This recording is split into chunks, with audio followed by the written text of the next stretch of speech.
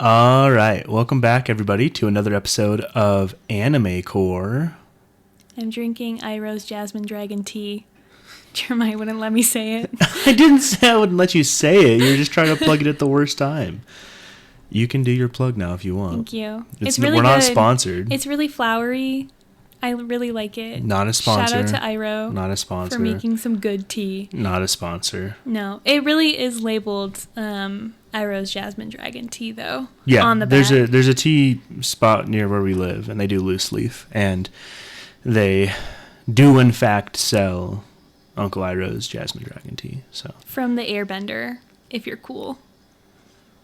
Oh my gosh, okay. That was a book reference that Jeremiah's reading. Doing jokes that you guys don't get. And he really hates this book. Anyway. Welcome back to episode 5, guys. Doing terrible right away with references. Whose fault is that? With references that they're not even going to understand. Whose fault is that? And plugging companies that don't sponsor us. So, yeah, we've missed you guys. We apologize for no episode last week. Mm-hmm. We said that this was all experimental and that we're trying to figure out what we're doing. And so we think going forward, we're going to do bi-weekly episodes. Yeah. It'll give us more time to get content for you guys. It'll give us more time to consume anime. Which I have watched 3 new anime in the past 2 weeks, so I'm doing my job. We've done good on getting ready for new content because of this bi-weekly schedule. Hopefully it means more bonus episodes for you guys because we'll have more to talk about. Then that's basically weekly. So we're really not going back on our promises. And, you know, it's because we both work full-time. So if you guys want more episodes, well, maybe Sponsor you us. should. T-shop. Maybe you should subscribe and do all those things and watch the videos, tell your friends, and then, you know, we'll just do this every day. We'll get you an episode every day if you guys start making us money. Jeremiah. So. No. Sometimes I just need to veg, you know? My bad. We do have, as you can see, manga added to the collection. To prove we're not fake, we've got manga now. I did, in fact, buy 3 more volumes of Haikyuu this weekend. After only finishing the first 2 volumes. Not even volumes, omnibuses. Yes. No, but I finished the first 2 volumes of my 3-parter. Yeah, but you bought 3 new omnibuses. Yeah. Yeah. So, like, we're, like, deep. We're in it. Yeah. We did. So, there's a bookstore. We have a Second and Charles near us. It's a chain, if you know it. Shop local, but Second and Charles is pretty good.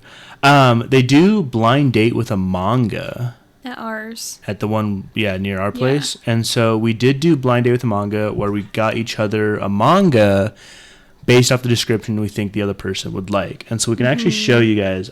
Have you started yours yet? No. I'm finishing Haikyuu. Yeah. And then I am going to go to Fruits Basket because I also got an omnibus for that. Collector's edition, by the way. Very excited. So the one that Megan picked out for me, I've got The Blue Wolves of Mibu, kind of a sick cover. For the people on Spotify that can't see this cover, it is pretty cool, and that's the only description I'll give. By Tsuyoshi Yasuda.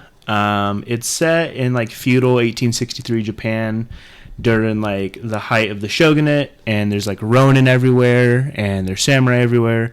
And it's about this orphan who joins a group of ronin, and it's very much like I want to redo the system of justice and like change the world for the better kind of character, but trying to figure out how to do that in a flawed system as an outsider, a part of a criminal group, because ronin aren't necessarily honor bound, and so he's just learning how the sword and the samurai code ties into his views of justice and stuff. And so I'm really excited to read it. I haven't started yet.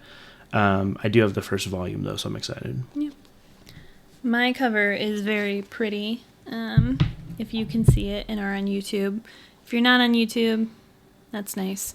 Very pretty cover. Very, like, watercolor-esque in the background. And then the top part where it shows the samurai that this is about is a much different type of art. But this is called Steel of the Celestial Shadows.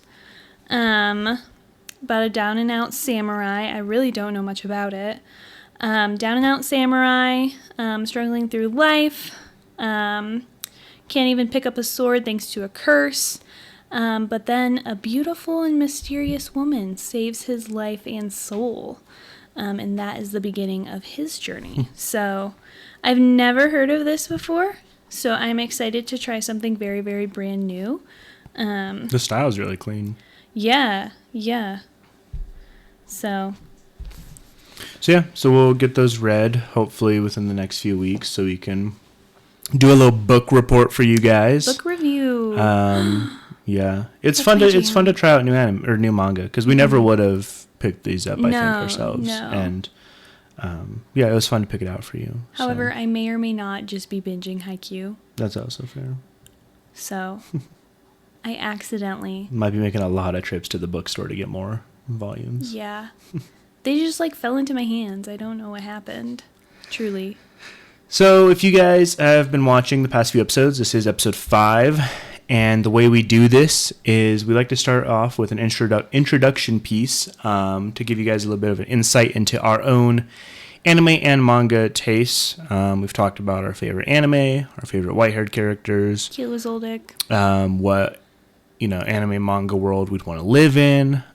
This week we're going to do it a little different because there is a list came out recently of the highest performing manga to start the year. Mm-hmm. If you weren't aware, it is June already.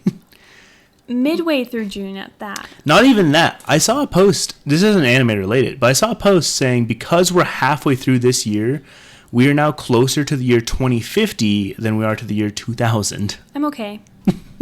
Thank you for telling me. Being halfway through the year, the first list came out of highest selling manga to start the year.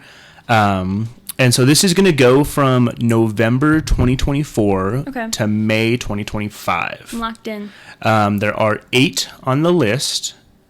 And I'm going to have you guess that. You don't have to guess it in the correct order. You can try and do it in the correct order if you think you got this. No, I'm not doing it in the correct order. Let's try it in the correct order. No. And then if you can guess what it is, and I will tell you it's in millions. They're selling in millions. Oh. So guess what the number is. I'm not guessing the number. In millions. I didn't know I had to do the number. You got just this. Like, give me your first guess. Anime. Throw it in there. Dragon Ball's a safe bet. Dragon Ball is not a safe bet. What? It's not a top 8. Oh, that's These are all like current running manga. I will tell you that. That's helpful. Yeah. JJK is on there. Yes, JJK is on there. Can you guess where on the list? Number 3. Ooh, number 3. Can you guess how many millions it has sold? 15. That's a high number. Is it? Okay, I wasn't sure like what's high and what's not. You think like single digit. Oh, okay. 8. 8? That's still pretty high. Is it? Okay. So JJK so far is number 1. Is it number 1? Okay. At 3.37 million. Okay. Because you gotta think JJK that's a good finished. Reference point, though. Yeah, it is a good reference point. JJK wrapped up. It did. So it was like... I know that it wrapped up. You know all about it. So it was pumping them out. Everyone was reading them all. They were buying it up. So I guess it's not current running, but you did still guess it. I think I saw a post about it. So I kind of figured it was on there. So yeah, JJK number 1 at 3.37 million. I feel like One Piece has to be on there. It's gotta be on there. Where at though? I'm gonna go with number 5. Oh, what's your number? 1.45. Ooh, One Piece is number 4. Dang. At 1.84. Oh, so you're pretty close. Pretty close. Yeah, One Piece is currently sitting at number 4. It will be interesting to see now that the anime's back consistently and the manga's really heating up, if that might surpass, because it's only at number 4 right now, and so JJK might drop a little bit with it wrapped up. So right. Hunter x Hunter. No. Really? Yeah. It came back. No one's buying Hunter x Hunter, bro. No one talks about Hunter x Hunter. It is slept on. I will talk about Hunter x Hunter. It is so slept on. When we were looking at manga, I picked up their latest volume with Kurapika, and it was like Kurapika's defending the prince and the da-da-da games and all this. And I was like, bro, Hunter x Hunter seems so peak right now, and no one talks about it. Although, I do need to catch up on it. So part of that, I am part of the problem. Yeah. Although, your sister did tell me that she might drop Hunter x Hunter because she's on Chimera, I'm gonna out her. Oh my gosh, dude! I told her it's a slog. She got to the training part, and I was like, "This is where it gets tough." I told her this is where it gets tough, and she needs to watch it with someone. It's so hard to watch alone. At least needs to watch the chairman arc because it's perfect, and I really love it. I will say, and this might be a hot take: Hunter x Hunter peaked at York New. 100%. Yeah, that was such a great arc. Yeah, it was beautiful. For now. Dark Continent probably could be peak as well. Yeah, like you said, need to catch up. All right, you've got 2 so far. Bleach. No, not Bleach. Oh my gosh. Think like popular anime currently. Like, what do we talk about almost all the time? Solo leveling? But that's a manhwa. Yeah, it's not. Okay. Honestly, after Hunter x Hunter, I had no other guesses. I'm not gonna lie. Dude, you've seen 2 of these. I will say Demon Slayer. Demon Slayer's not on here. What? You've seen 2 of these. Alya sometimes hides her feelings. No, we've seen one of these together. Naruto? Oh my gosh. New. You're gonna kick yourself once I tell you this list because when did we watch you it? know all of these. You know that you should be these. Freyrin. Freyrin's a good guess, but Freyrin is not on here. I don't think the manga is popular. My Hero? My Hero is on there. Okay, I'm looking at our little set list. What number is My Hero? I feel like it's like a number 5. I'm gonna go with 5 again. Okay, since and One Piece wasn't 5. Copies sold. One Piece was at 1.84 at number 4. 8.4. We're gonna go 6.8. My Hero is number 5. Okay. At 1.75. Rats. You were close, but you did get the number right. Yes, My Hero is, which is interesting because I think My Hero wrapped up early last year. I think My Hero's been done for a little bit in the manga. Don't quote me, but I remember when it finished, everyone was mad, and I don't think that was something recent. So, or was it around when JJK dropped? I think JJK finished after My Hero. But yeah, My Hero number 5. I do wonder if with the finale in October, the series finale, if we see that number jump up again. Everyone wanted to read it now that it's done. What have we watched together? That's a great question. I honestly... Part 2 comes out this summer. Sakamoto Days? Yes. I'm going to say that's like a 7. Okay. At 1.27. Ooh. Sakamoto Days is number 8 at 1.37. You were close. Yes, Sakamoto Days, though. Okay. Number 8. That makes me happy. I don't know when the manga came out, but I do wonder if when the anime was announced, everyone was like, this looks pretty sick. Matt Mercer's in it. It's a great concept. I should check out the manga. And so it is on the top 8. To you if you did that. Yeah, it is top 8 for highest sold manga. Okay. Barely made the cut, but it's on the cut. All right. So that's 4. You've got halfway done.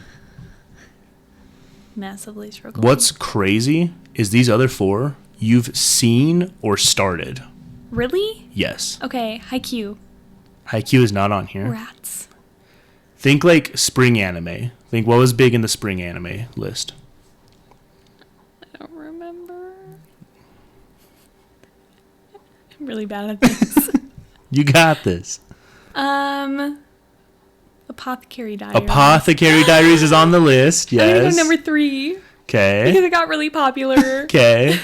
So One Piece was 1.84 at number 4. Okay. I'm gonna go 2. 2, solid 2. 2. Apothecary Diaries is ranked number 7. Rats. At 1.58. It should be number 1. Yeah, Apothecary Diaries is number 7. I do foresee it going up though. I feel like it's getting more popular each popular month. Yes. So lately, especially this past episode. Yeah, with how like hype everything is getting, I feel like it's just gonna keep going. Especially, I mean, once the season's over, I feel like a lot of people are gonna flock to the manga too. So yeah. So you did get popular. But I do want the light novels. I'm different. I'm not like other girls. All right, you've got 3 left. Have I seen all of them, or like started all of them? You've started all 3 of these. Yes. Okay. Is Lazarus on there? No. Okay. Rats. I've started 2 of these are sports manga. Oh, so Blue Lock. Blue Lock is on there, yep. Okay. That one might be number 3. Okay. Because it did get... It That was one pretty did get big. Right. One Piece was 1.84. 1.92. Blue Lock is number 3 Mm-hmm. at 1.90. Ooh. You're so close. Yeah. Blue Lock was top 3 for manga. What's another sports anime? What's another sports one? Not on Crunchyroll. Oh. Oh. So it's probably on Netflix? Yep. What have I watched on Netflix recently? You started it. It's like 30 episodes, I think. Sports.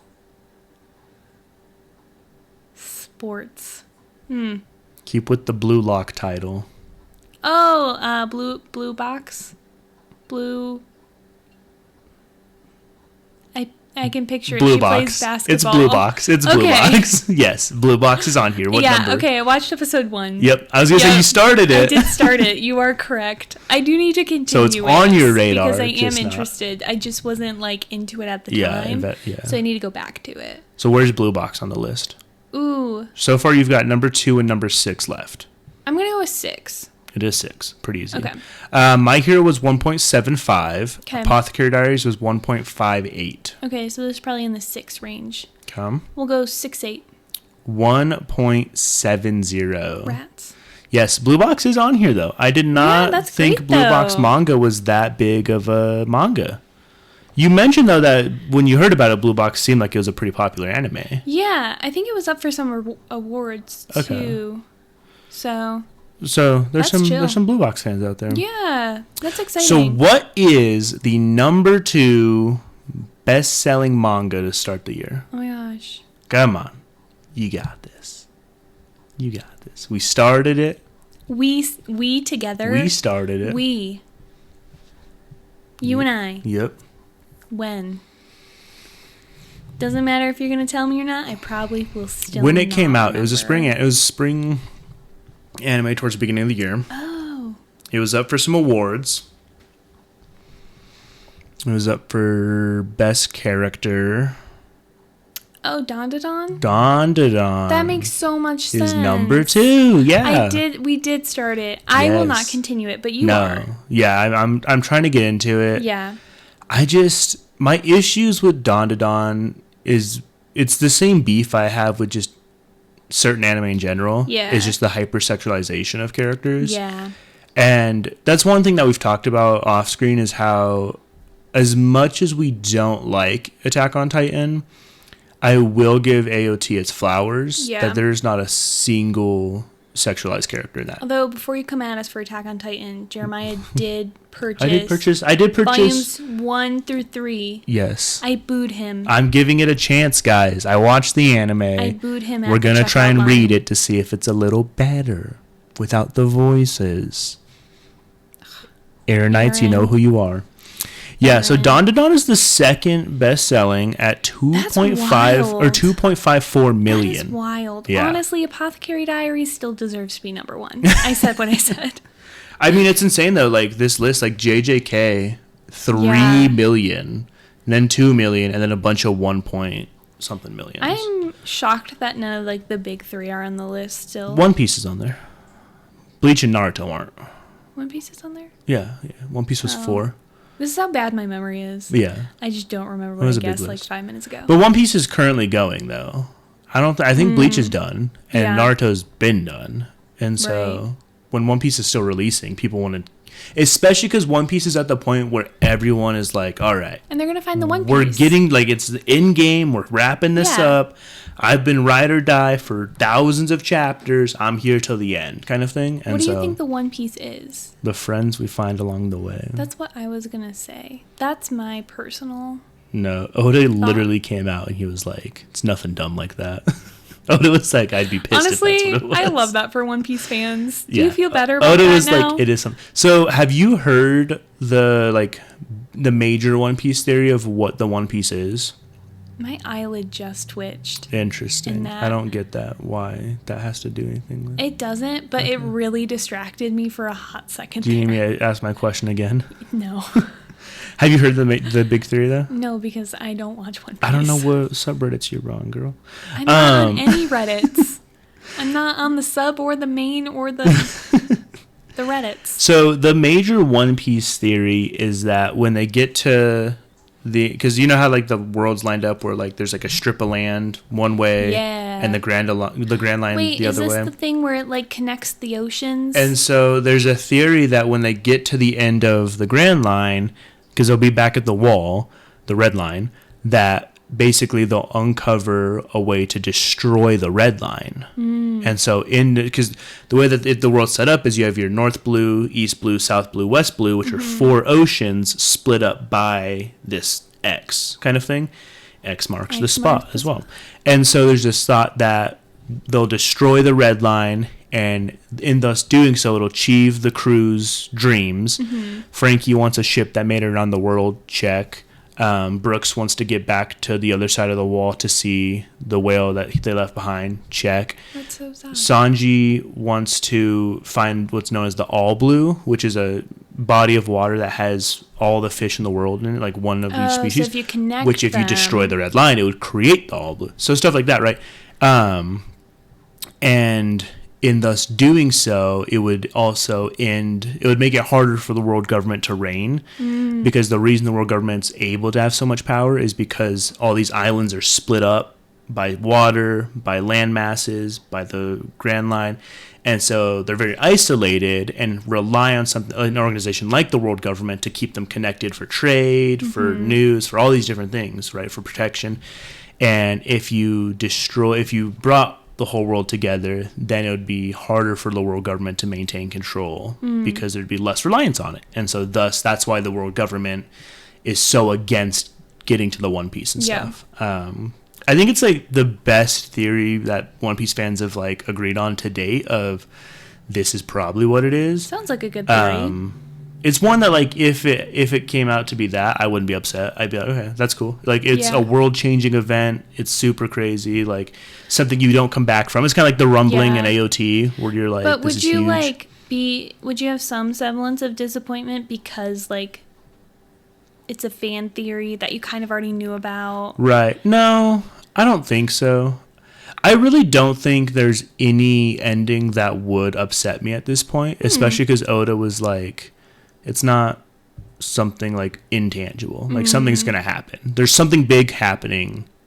Be ready for it. So I think sorry, go ahead. No, go ahead. I was just going to ask if you think that he knew what the One Piece was when he started the manga. I don't know about when he started it, but there was a interview with one of his assistants like a year or so ago. Maybe it was about a year. Where they were like, I was on a call with Oda for like 8 hours while he described the ending to me. Like Oda knows what he's writing and he knows what the direction he wants. Like it's phenomenal. And to be able to do this for like 1,000 and a couple hundred like chapters and episodes, and it's just like really impressive. And there's definitely things too, like he's an author where he sets stuff up so he can use it later if he wants to, right? Earlier on, he introduced the worst generation, and it's all the rookie pirates from like Luffy's class, all the pirates his age that took to the Grand Line at the same time.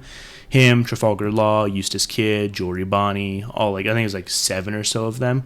And he introduced them. We saw kind of like a piece of them during the Sabaody arc, and then they all kind of went their separate ways. Some went on to the New World.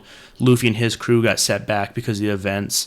But it was a good teaser, right? And Oda even said, he was like, yeah, I just made these characters, and then in case I do something with them later. And so like a few of them legit showed up as like some opposition to Luffy later on. Some of them teamed up with Luffy later on. Some of them even like Jory Bonnie, we're getting her story now in the anime, and she's turning out to be an ally, like all this crazy stuff. And so Oda has done a really good job of he'll set something up, and then if he wants to use it later, it's there. If not, it doesn't make sense if it's just gone, because it's such a big world that, oh, what happened to this pirate? Oh, well, he probably got in this fight, and we can do a one-off line saying this pirate was defeated and he's gone, right? So he does a pretty good job at not leaving loose ends. That's cool. So, One Piece, I think, It'll be crazy to see when One Piece finishes what the numbers look like for selling manga and then like anime viewership. It almost feels like there will just be like a piece missing. One Piece. A one. It'll be so weird when One Piece is gone. Right? Like there's just like a void. Yeah. Like what? Like do you have something that will fill that void? Like I don't think you can. It'll right? be, and that's why everyone's saying now is the best time to get into One Piece, because when it hits that finale and when everything wraps up, it's gonna be such a like historic moment for culture. That's so true. That like to be a part of it is just, you're just gonna be like, yeah, I remember when that happened. Like, yeah. So it's very exciting. I'm glad One Piece is on this list because I know JJK definitely like pushed One Piece back quite a bit with or not JJK, Solo Leveling with anime stuff, and so it's nice to see One Piece. One Piece isn't gonna go away. Yeah. But. So yeah, those are the top 8 most sold manga. That's exciting. Cool stuff. Yeah. Haikyuu will be up there now that I've, started buying it. Yeah. You're going to contribute. Yeah. All right, we're going to head to a quick break, and then we'll be back for your guys' anime news of the week. So sit tight. All right, we are back after taking plastic away from our cat. And she goes to eat normal food. Could have done that to start with. Yeah. Welcome back, guys, to anime news of the week. Got a lot kind of for this, just because. So Anime Expo is in LA in a few weeks, July 3rd to the 6th. We're not going. Unless you guys pay for us to go. We'll report. We'll vlog the whole thing. Actually, I have to work, so prob's not. Well, that's Comic-Con weekend, too. Yeah. So Fan Expo. We don't want to get sued. So we've got a lot of stuff with that. Actually, some really exciting stuff that's going to be with that. Are we just skipping these first 2 points? But I'll do the first 2 real quick. Okay. So, My Hero Academia final season trailer is out. I did watch it right before we got on here, and it looks like everything I thought it was going to be, really. So season 7 finished with Deku about to fight Shigaraki and All Might about to fight All for One. So it's like the 2 good guys versus the 2 bad guys. Mm-hmm. And like legit, like they're all about to throw their punches, cut to credits, right? Oof. And so it's funny because I was like, dang, like this feels like the big final fights. And so we're going to do a whole season on these. I don't know the pacing of the manga and like what happens after these fights. I never read the manga. But the trailer literally looked... It was the fight, those 2 fights, but, like, the animation was just gorgeous. Mm-hmm. And, like, it looks like it's going to be phenomenal. It looks like everything I thought it was going to be. Yeah. Because Season 7's animation was great and it was gorgeous, and the fights were phenomenal. And that's before these huge fights. So the My Hero trailer is out. I believe the final season will be in October of this year. So, very exciting. My sister caught up. My cousin caught up. We're all ready to knock this out. The other point we have here is Michael B. Jordan wants to make a live-action anime adaptation. He hasn't said what he wants to make one of, but people do know he's been watching Fire Force Season 3. So is he... like trying to make Fahrenheit 451 like work again? Because was it Max version failed? Yeah. Maybe. That's true. This would be like his second firefighter movie. When you said Fire Force, or when I saw Fire Force, I was like, didn't he do Fahrenheit 451 for some reason? He was good. It was a good movie. Oh, I didn't watch it. I read the book though. The book's one of those because of high school. Yeah, Fahrenheit 451 is one of those ones where you read it and you're like, that was a good book and I understand the importance of it. I'm not entertained. I'm not going to read it for entertainment value. No. That's kind of how the movie was, where you're like... The cover is aesthetic. Yeah, the whole book's aesthetic. Have you seen the thing where like they have like matches? Like the original... I don't know if it was the original. Oh, yeah, it has on the spine. And it came with a match. Yeah. Off topic. I don't know what you're going to do with that, though. Light the book on fire. Because the whole point of it. Okay, so Anime Expo that we are not going to, but still very excited about. So Michael B. Jordan's looking at doing a live action. No one knows what it's going to be of. I think he's a pretty decent anime fan, though. Yeah. So it would be pretty cool. Yeah. I'm excited. Yeah. Kinda. I just don't like live action anime I was gonna say, I don't know how I adaptations feel is about my live action, thing. yeah. Like, I just don't think they're needed. I'm trying But to think. It's just so hard. I feel like Fire Force might be one that could be a good live action. Because you're just dealing with, like any of, like, the CGIs, like, the fire demon type things. But, like, outside of that, everything else could be pretty practical effects. yeah. You just look at stuff like Naruto, or even, like, JJK, where it's, like, such, like, epic fights and epic monsters that you're just like, how are you going to do this live action? Right. And I think, too, like, at that point, most people would have seen the anime, so it's not like you're revealing anything new where it's groundbreaking, and you're like, oh, shoot, like, Naruto spoiler, Obito is the masked man? What?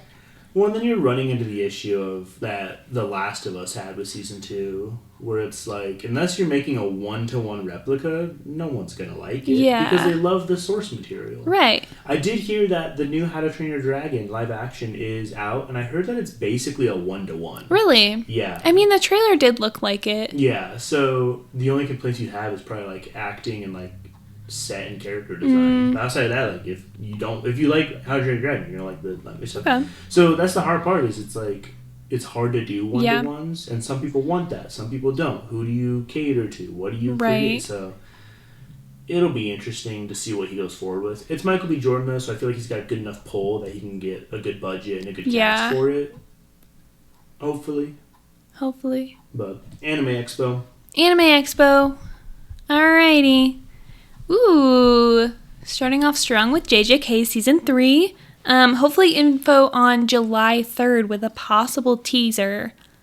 It's what it could be, but we don't know. Yeah, so probably like some visuals and then possible like couple second clip of something. Yeah. Not Gojo, because he's in the box. Womp womp. So Lovely Season 3 info July 5th.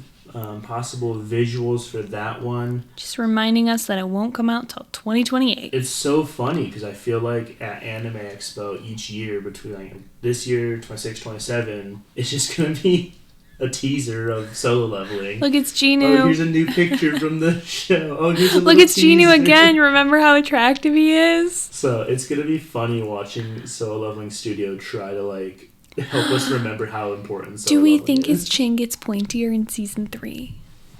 Because he becomes more of a Chad. I've just seen a few posts where it's like, why did his chin get so pointy as he keeps leveling up? It's because up? he like got buffer, so it's right. like showing like he's more like physique, not like rounded. Although I will say, I have seen people complain about how pointy his chin is. That's funny, but that's not like the manhwa is. Yeah. Manhwa in general kind of typically have pointy characters. Yeah. Record of Ragnarok Season 3 also in July because of AnimeCon. So... That's awkward. I know. I'm so sorry. Let's try that again. Record of Ragnarok Season 3 info on July 5. Which is in July. Oh my gosh, I lost my train of thought. I'm doing really badly today. There's a possible trailer and then possibly the release date.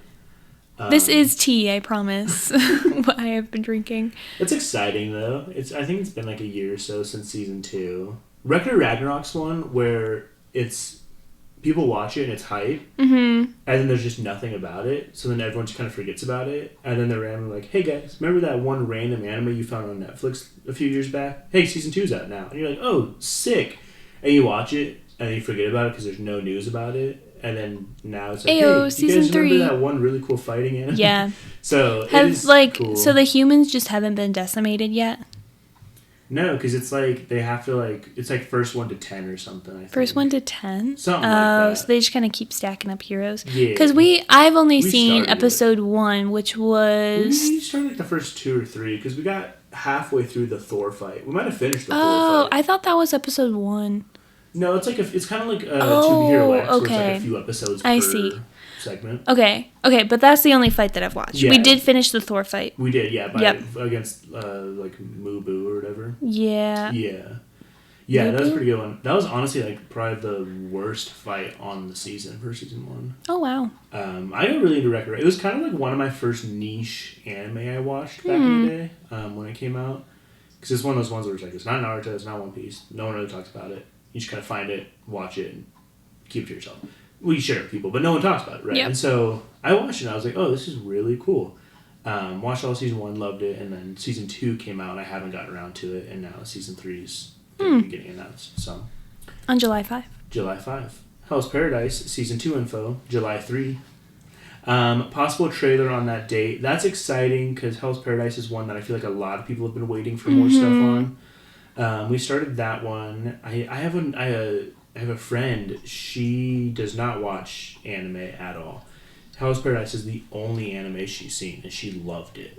Yeah, so I was like, dang, that's kind of a crazy, just a random. Well, that one's is on Netflix, right? I think it is. Netflix is really good with their anime selection these days. I know, they have the Apothecary Diaries.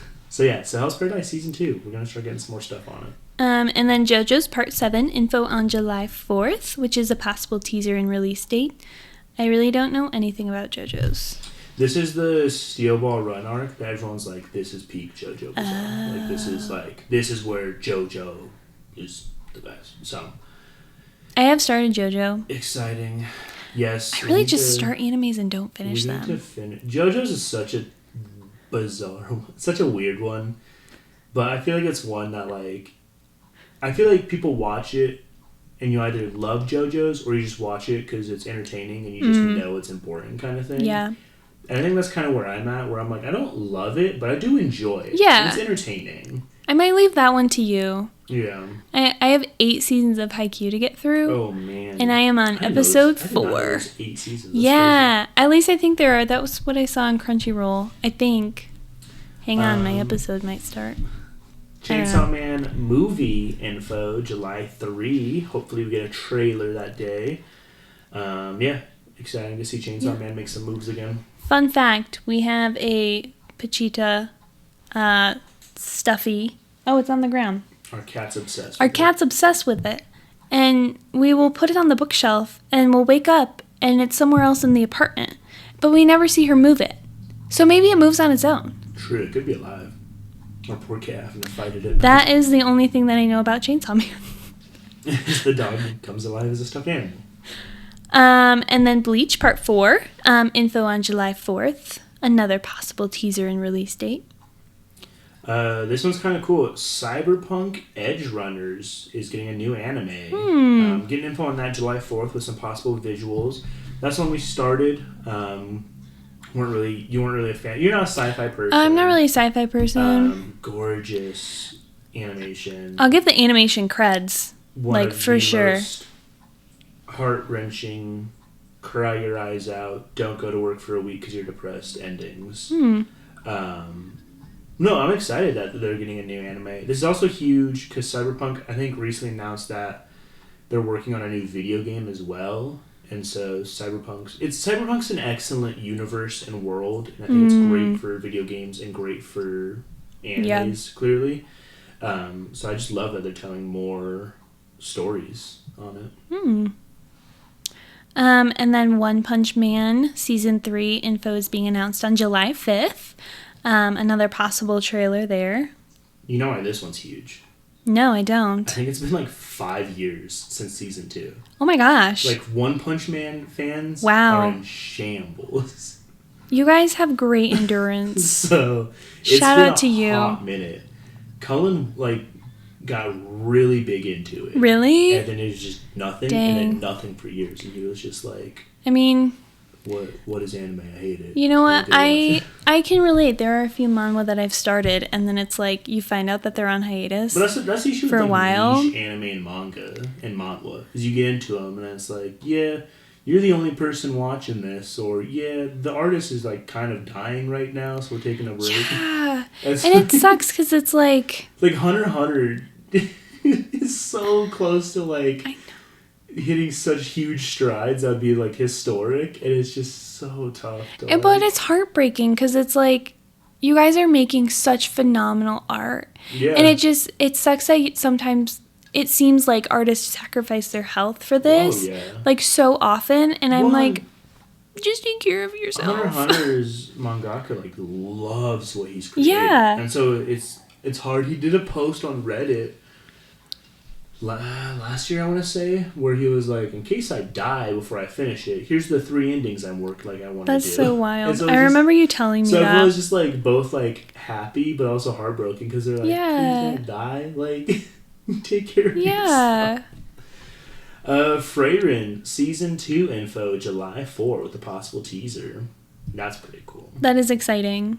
I need to get my first ear piercing done again because I've seen Freyrin earrings happening. And I'm like, I could get those. I could get the Hanafuda earrings. I could get the ones based on the Apothecary Diaries. Like, there's so many nerd ones. Too many, one might say. No. Not enough, one might say. No, but they're fun. They're niche, but they're also, like, fashion-wise, top tier. I'll do this one. Why? Because the next one's all you. Okay. Demon Slayer Movie 1. Info, July 4th, with a possible trailer. I have been waiting for a trailer. Yeah. We've been getting teasers and visuals, and I just want a freaking trailer, because the teaser animation, gorgeous. We did also rewatch the finale to the show. Because my cousin just finished. Yep. Yes. And so we watched that. I made him wait to watch it with us because it's very hype. It's so good. It's so good. And then Zenitsu just locks in. Yeah, so trailer, hopefully, because, I mean, it comes out in Japan in July, right? Mid to late July. I think so. It's like 30 days. Yeah. Yeah, because so we need to be careful. It was like 30 days till the movie comes out. And I was like, buddy, that's for Japan. That's in Japan.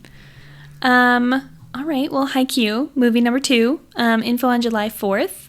I am 4 episodes in and 2 volumes in with a lot more to go, but I am really liking it so far.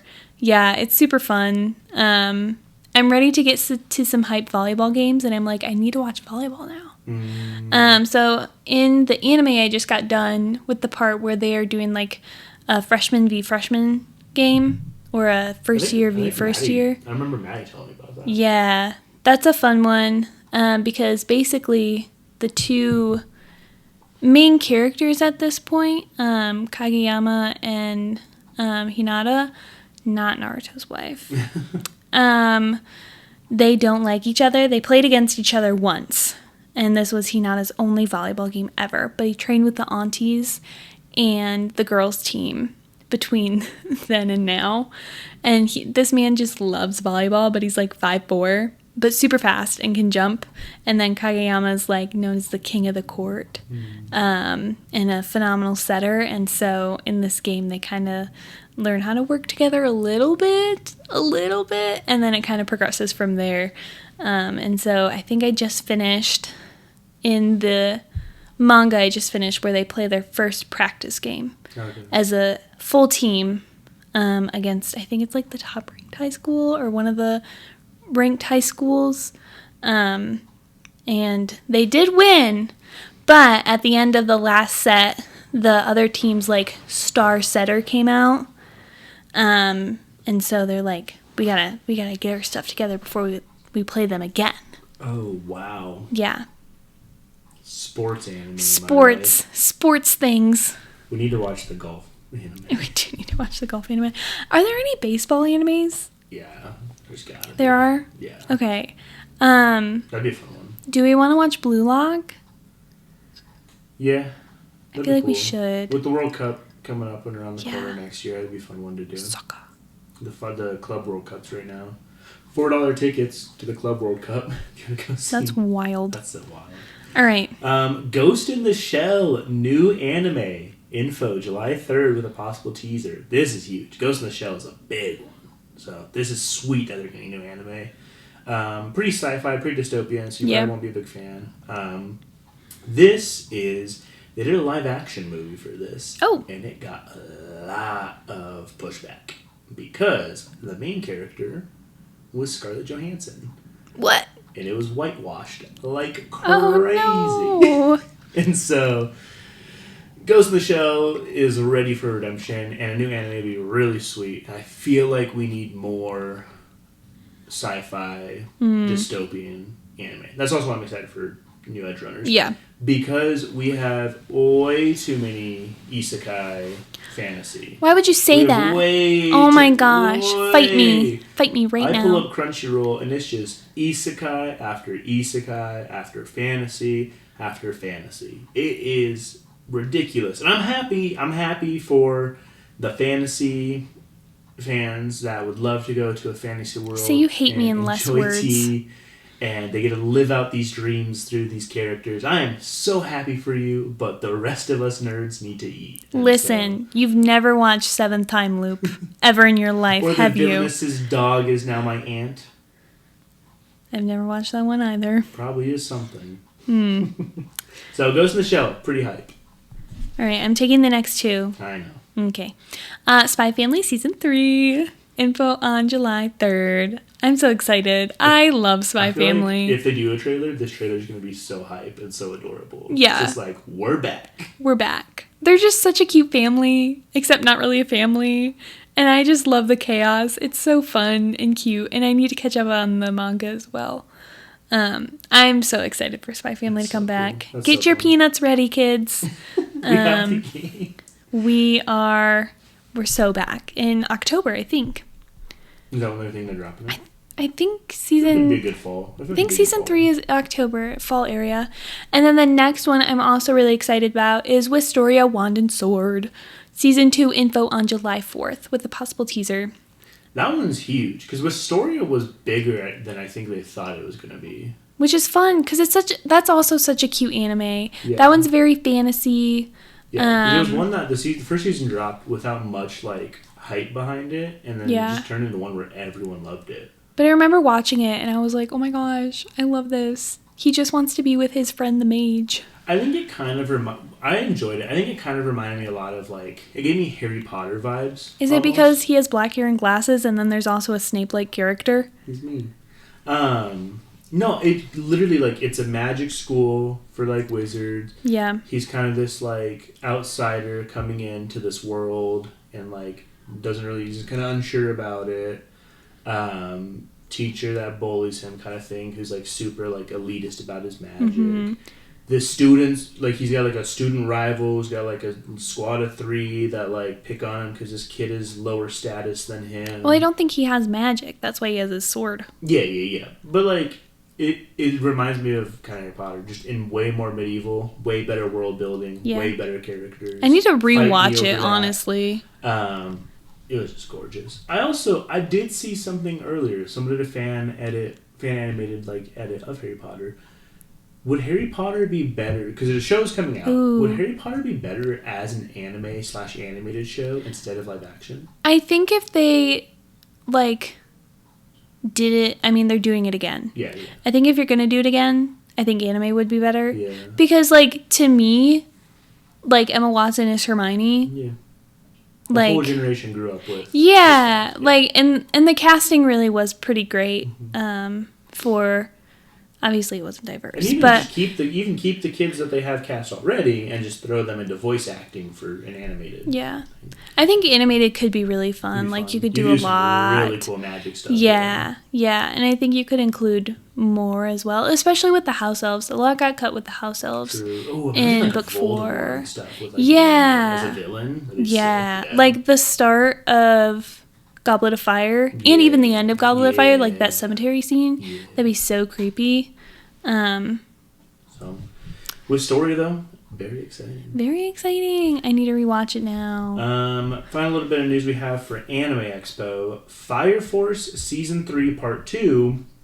Info for July 5th. Possible teaser for that. I don't mind Fire Force. Could not get into it. Yeah. It's really entertaining and interesting, and like there's a whole mystery to it, and I am like perplexed. I think it's like the characters. I just can't get into the characters. And you can have a wonderful story with great world building and great mysteries and great power systems and everything, but it's like if your characters that you're like dealing with minute by minute, episode by episode, you just can't resonate with. Yeah. It makes it a drag to watch. I mean, that's so fair. So I think I do need to just sit down and watch it, because I've heard really good things about Fire Force. Yeah.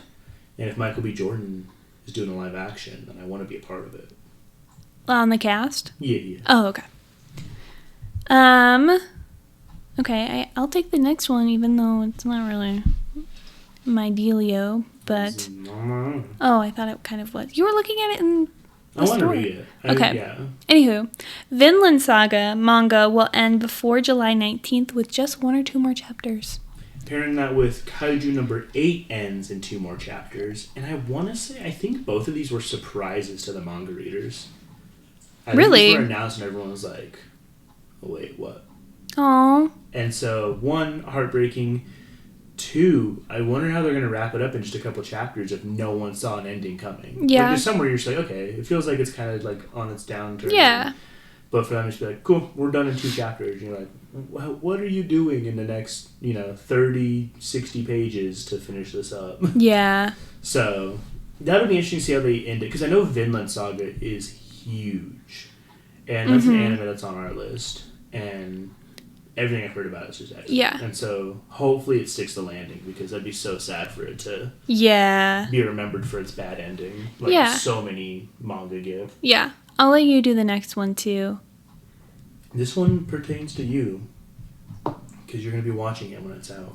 Why? Kyoji Asano, the character designer for the One Piece remake, said progress is slow.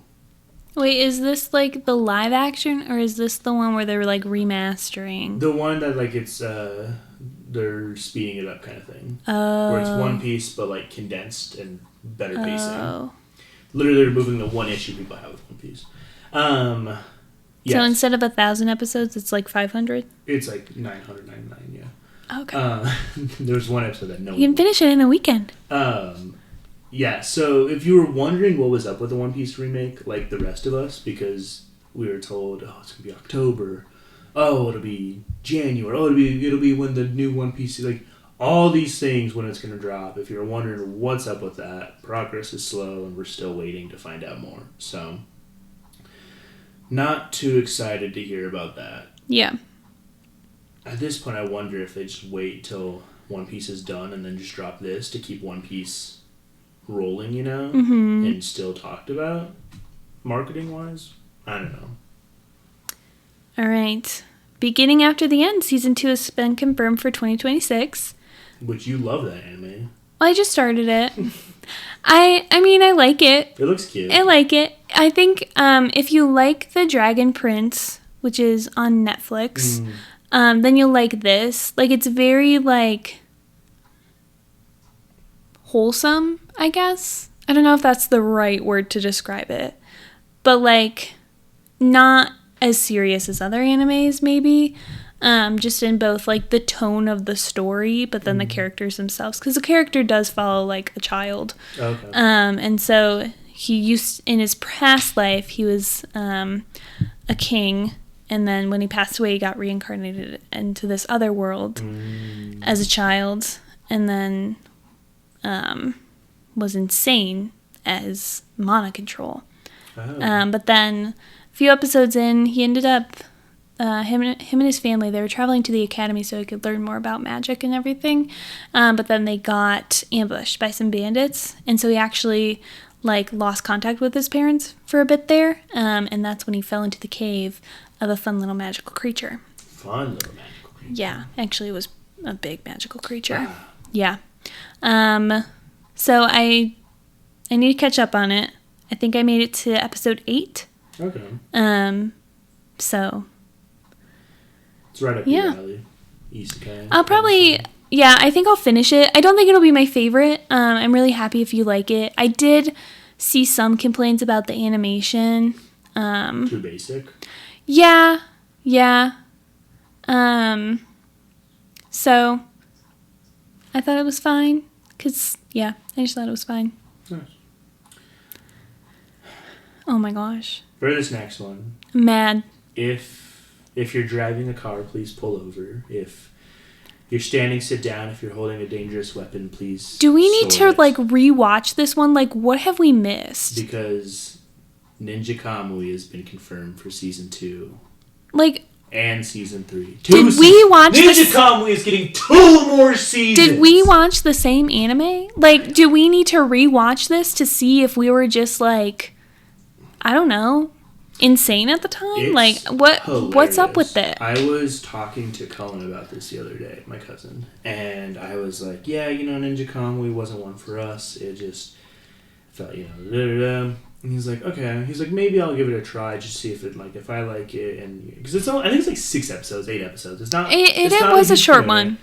So he's like, okay, maybe I'll just try it to see if maybe I like it. Because him and I have different tastes at times, and sometimes I crap on things and he really likes it, and that's fine. And I looked him into his soul, and I said, no. The ninjas turn into mech robots. And this man shut down so quickly. Oh, He's no. like, I am not touching that. Because he doesn't like mech stuff like Gundam and like all that stuff. And so, but I guess if you like it, then you would like Ninja Kamui. It's a cool mix up between ninjas and robot ninjas. My issue with Ninja Kamui is that I feel like we as an audience were catfished. Because we were given 2 episodes of gorgeous animation, gorgeous fight animation, crazy cool character design, depressing backstory, excellent backstory, crazy gore, insane stuff happening, but like also fun assassin technology. Yeah, like really cool stuff. And then you get to like, I remember distinctly like episode 5 or maybe it was even 4, where they're in like the van and they put like a robot suit on. And he jumps out in his little robot suit to fight a ninja in another little robot suit. And that was the moment where I was just like, wait, what's happening? Because you remember like the fight where like the black detective was meeting with the main ninja dude and they're like the Indian ramen restaurant shop? or whatever. Oh, yeah. And that one assassin shows up to fight, and he's like 2 people. And he's like, insane fight. That was great. So good. So gorgeous. Still and, like dipping into like some technology, sci-fi maybe? Some technology. Yes. Yeah. But like, I don't know, man. Like, it hit out of nowhere. It was just like, they're robots now. And so maybe we need to rewatch it. I want to watch season 2 and 3. We'll do it. Because we'll do it for the pod. The first few episodes. But if you love Ninja Kamui, I'm excited for you. You're getting 2 more confirmed seasons. Crazy that we're just now like getting these confirmed. And crazy that it's 2 of them. That's true. Like Ninja Kamui was like a year or 2. It was like 2023. I think it was like when we just got married. We watched it. I wonder if it will be like an anthology or like still following the same character. It'd be interesting, yeah, because it'd be like the big bad at the end. Yeah, like, which was a personal like vendetta. Yeah. I think it'd be better as an anthology. I think so too, because like he had fought his childhood like friend. I don't know if you call them really friend, right. But like training mate. I don't know if it's like an anthology where because anthologies have themes still, and if the theme is like a rogue ninja getting revenge, because you could do that. It's so basic. You could do so much with it. Yeah, you could do some really cool stuff, and so Ninja Kamui will be coming back for 2 more seasons. We've said it before, and I'll say it again. This anime is also on our list, the mysterious list that lives somewhere that we definitely don't take note of. I did start Windbreaker, yes. This is about Windbreaker. Season 2 ends on July 19th. Was that the one where they were in the park and he was doing like the fire stuff? Because that chick was getting like jumped by that group. Was that Windbreaker? I don't know. Okay. Do you know what I'm talking about? Remember? It is like a fight school. Well, I know it's fight stuff. Is there like magic powers in it? Not that I know of. What was the one you were watching where like that chick is like getting jumped by those gang dudes and then like the guy shows up and like basically like incinerates one of them? You don't remember it? It was really sick. I liked it. Totally forgot what it was. When did I watch it? It was at some point, man. You know if I tell you when you watched it, it's not going to matter. No. What did he look like? An anime character. Oh no, what did she look like? A female anime character. Okay, well let me know what anime I watched. Is it Tokyo Revengers? Did you watch Tokyo Revengers? No, I didn't watch Tokyo Revengers. You didn't watch Tokyo Stray Dogs? No. It's one of those fight ones where it's like a school where they fight. It's literally Windbreaker, but kid powers. Maybe it is Windbreaker. Maybe it's Windbreaker, and you're just gaslighting me. Anyway, I started it. My memory is literally like a goldfish. Like, I don't know. I know that Gojo's voice actor's in Windbreaker. That is, in fact, why I tried starting Windbreaker. Speaking of Gojo's voice actor, nothing to do with this next one. Solo Leveling Arise Overdrive video game coming to Xbox 2026. Do you need to get an Xbox now? What's the sitch? I watched the gameplay. It looks interesting. Not really my type. Yeah. Heavy RPG, which I like at times, like Final Fantasy and stuff, but I don't care enough about solo leveling to do a video game for That's it. so fair. I think it makes sense to do a video game for it, because it's literally a video game format, and I think you could do some really cool video games out of it, and some RPGs. Yeah. I do think it would be sick to have a, like, Skyrim style game, because that's kind of like what solo leveling is. You level up, you put attributes in different things, and you get stronger, and then you go dungeon diving. A Skyrim level thing like Skyrim in a modern day landscape where your character does modern day things and also goes into dungeons. Literally what solo leveling is. You know? I think it'd be such a cool... It's a great video game concept. And it doesn't look like Arise Overdrive is quite like what I'm thinking it could be. But it still looks like it'd be good. And I think it's a 4-person co-op, which is kind of cool. And do you get to build your character? It didn't look like it. It looked like someone was playing Jinwoo in like the basic gameplay style. So you might just be hunters from the game. Okay. Which typically for anime games, that's kind of how But that's okay. So. Because you could be like Hunter Cha. Yeah. And do like her sword dancing. Yeah, and there's different fighting styles. Yeah. It looks like a kind of basic dungeon type. Okay. That's fun. That's one way they're going to stay relevant until they finally come out with another season. I'm going to look up this anime. What was it? So, we're going to head to a quick break, figure out what this anime is, but when we come back, we'll do our weekly anime and tell you guys what we've been watching this week. So, sit around. We'll be right back. We figured it out, guys. It's Code Breaker. And fun fact, I'm looking at my Crunchyroll history. I did watch all of season 1, and I just don't remember it. I was probably, like, doing something while watching it. Well, it's funny. I remember you were, like, folding laundry, and I was, like, reading what you had it on, and then that scene came on, and I was like, bro, what? And you're like, whoa, that's crazy. And I was like, how are you? Like, this is so, like, hype right now. I don't remember watching this anime. Your viewing habits make me angry at times. Yeah. This is why I do need to watch subbed anime, truly. Because it forces me to pay attention. Yeah, that's fair. And this is also why I'm really bad at our weekly anime talk, because I literally don't remember anything. Yeah. Well, welcome back to Weekly Anime. Yeah, it was Code Breaker. Code Breaker. I watched all of season 1 and I don't remember it. So if you did drop in the comments that it was Code Breaker, congrats, because you were Good job. And we appreciate you. But now I fully remember that scene. Actually, I just remember snippets of it, to be honest. It was a sick scene. It was a sick scene. So Weekly Anime this week, we've got One Piece, Pop Care Diaries, and To Be Hero X. You did start Gorilla God's Go To Girl. So you can talk about that. I did. And you did start... Beginning after the end. But you kind of touched on that. I kind of touched on that one. So I can start, though, with One Piece. You watched it. What were your thoughts? I was reading Sunrise on the Reaping. Yes. One Piece news episode. We are getting close to wrapping up Kuma's backstory. I imagine one more episode for it should be enough. Still good, still sad. We got to see... It was actually kind of hype. We got to see Tyrant Kuma revealed. So, Bartholomew Kuma was known as, like, the Tyrant King. And, like, we knew this about him. Like, this is his nickname. But we've never seen Kuma do anything where we're like, yo, this guy's crazy. Yeah. But what happened was the Sorbet Kingdom basically was wanting to, like, cut off their southern half again. The second time they're doing this. And at this point, Kuma's like had enough of all these people's lives being put in danger because of this king. So he attacks the king this time and forces the king into exile, and in doing so becomes the new king of the Sorbet Kingdom with the nickname the Tyrant King because he's terrifying, he's a monster, and all this stuff. And so, it was really cool to see Kuma's powers there. It was known as the Solo Revolution of the Sorbet Kingdom. And then the world government was going to pull up and basically be like, hey man, we're gonna kill you.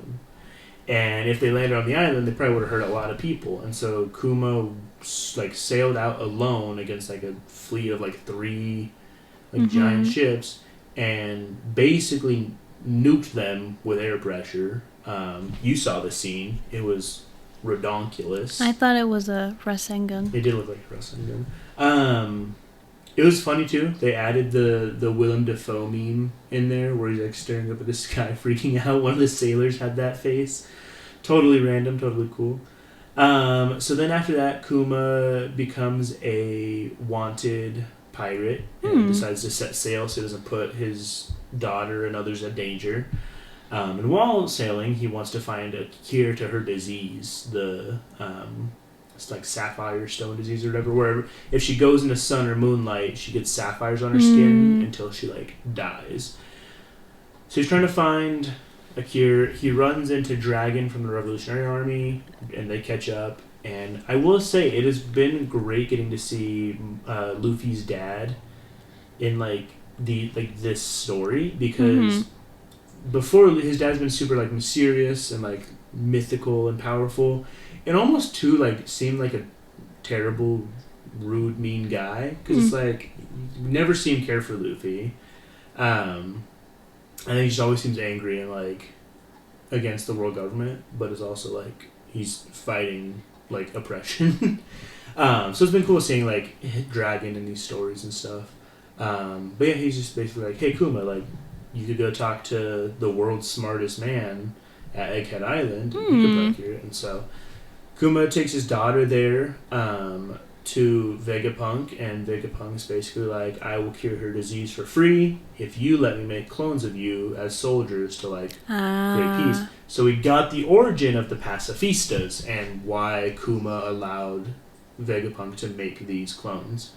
So it was a pretty good episode, pretty good, action, getting to see Kuma's abilities and strength. And then just more things getting like revealed in the background. I haven't heard any like complaints about how long Kuma's story's been taking. I think people have been really enjoying it. It's great because after Kuma's backstory, like there's a huge fight. They escape Egghead, go to Elbaf, and then almost get like right back into it. And so it seems like everything's just like really building steam, which is exciting. And yeah, I started reading the manga again because the mention of Emu versus Luffy, I want to catch up and read that. And I bought a few omnibuses, and so it's good stuff. And nice. It's one of those things where you're just kind of like getting like, you could feel the tension building, where you're just like, I'm so ready for everything that Oda's about to do. So I'm happy for you. I did start Gorilla God's Go-To Girl. I feel like if you like any of the villainess animes, then you'll probably like this. It's like a private school, isn't it? Or like a... she's in like knights training. Yes, training to be, I think it's a junior knight. Training to be a junior knight. So, starts off, she gets her god picks her, and she gets the Gorilla God. Well, because I started it way back a little bit ago, and it's like there's different animal gods. Yeah. So think of like animal totems from like Native American like stories and mythology, and you get picked by an animal god. Yeah. And you get like abilities based off that, right? Like if you get picked like the fish god, you can swim better and stuff like that. Yep. So she's just abnormally like strong and athletic. As a dainty girl. Which is very... She's also the only girl in the junior knights. Really? Yeah. I thought there were other girls in the assembly. No, well, there are other girls in the story. They're not junior knights? They're not junior knights, no. It seems like that's like an add-on, if you will. Okay, so is it like a school where you pick your major, basically, and her major's junior knights? Honestly, I have been doing other things while watching the anime. Going back to my atrocious viewing habits. Yeah. So don't trust my anime takes, maybe, except that Sasuke sucks. And I do pay attention to Naruto. But anyway, so she's in the junior knights. She starts making some friends with some different people that are there. there's not like a whole lot of fighting, which I guess makes sense. I don't think you can really expect a lot of fighting out of an anime like this. The animation's also not the best. Is there like training stuff at all for like the junior knights? There's a little bit, like they do like some training at I think it's in like the first or second episode, they do like a bunch of tests so they actually can get in to the Knights program, and that's where she meets some people. And so they do that. There is, after that, a few episodes later, they do like a ball with the school, and that's where some of the girls come in, and it's like the mean girl, like your typical like mean girl stuff happening. She gets in the classic trope, if you ever watch or read a manhwa where they go to the ball and they get their drink spilled on her, she goes and gets a better dress and looks amazing, and goes with the captain of the Knights, who is the youngest captain. Whoa. Yeah, his name's Louis, so that throws me off every time. So she ends up being escorted by him, but then he's there for like a conspiracy, because there's supposed to be like a bomb there. I think it's at the party. I think it's at the ball.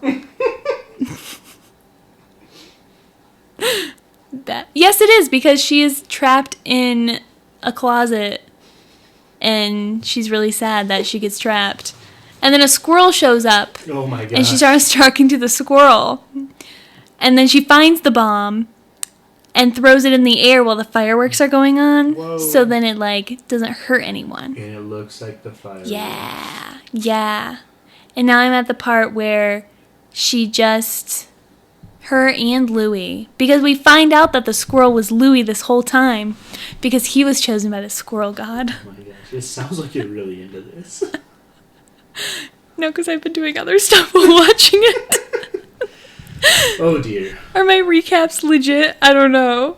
Question me in the comments. So wrong. They're probably so Your wrong. recaps are probably so off. No, but I know that he is the squirrel, because I was like, this guy can turn into a squirrel. So, that's weird, yeah. Yeah, that is a little odd. And the other thing was that she like confessed her feelings about him to the squirrel, but the squirrel was Louis, so Louis knows about her feelings. Yeah. Get to Apothecary Diaries. All the guy friends that she has are in love with her. Naturally. All right. Apothecary Diaries, how was it? It was great. Jinchi's taking on his role as the Moon Prince, and he looks so good doing it. This man can pull off a high ponytail like no other.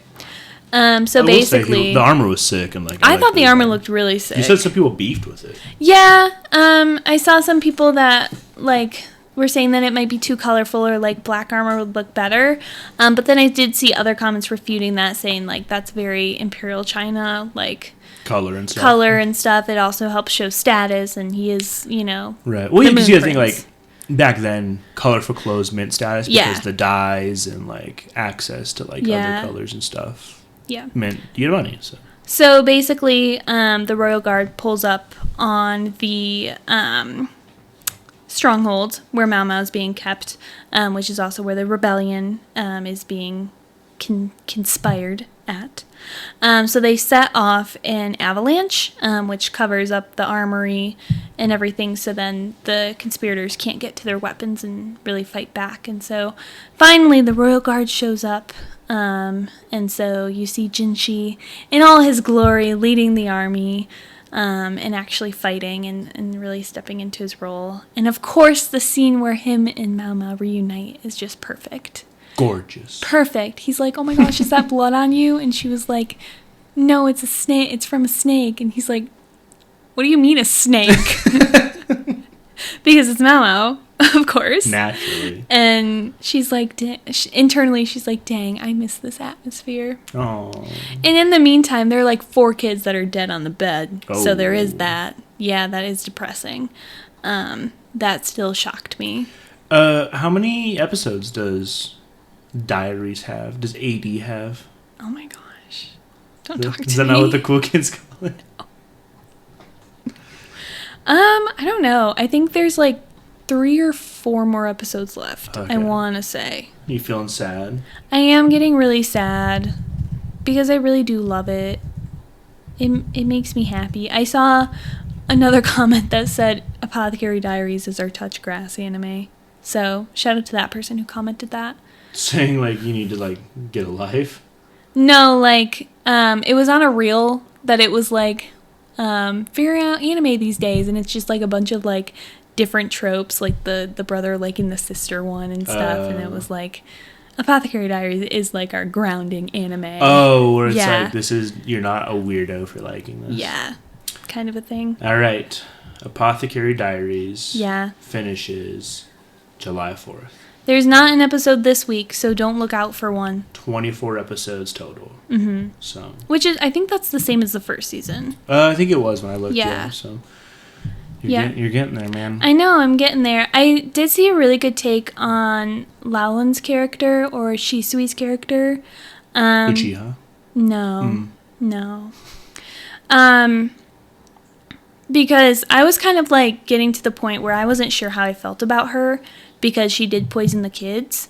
But, so it was that real, and then it was a comment, a line in this most recent episode where, I'll start with a comment first. Mao Mao is, saying that, like, the kids aren't breathing, and the guard's like, well, like, with this kind of crime, women and children would also be put to death. Mm. So it's almost like she did them a favor by poisoning them, so they could just, like, not have to go through, like, humiliation and, like, what an execution would look like. Yeah. It's almost like a more peaceful, death. And so that was interesting. I think it kind of adds more complexity to her character.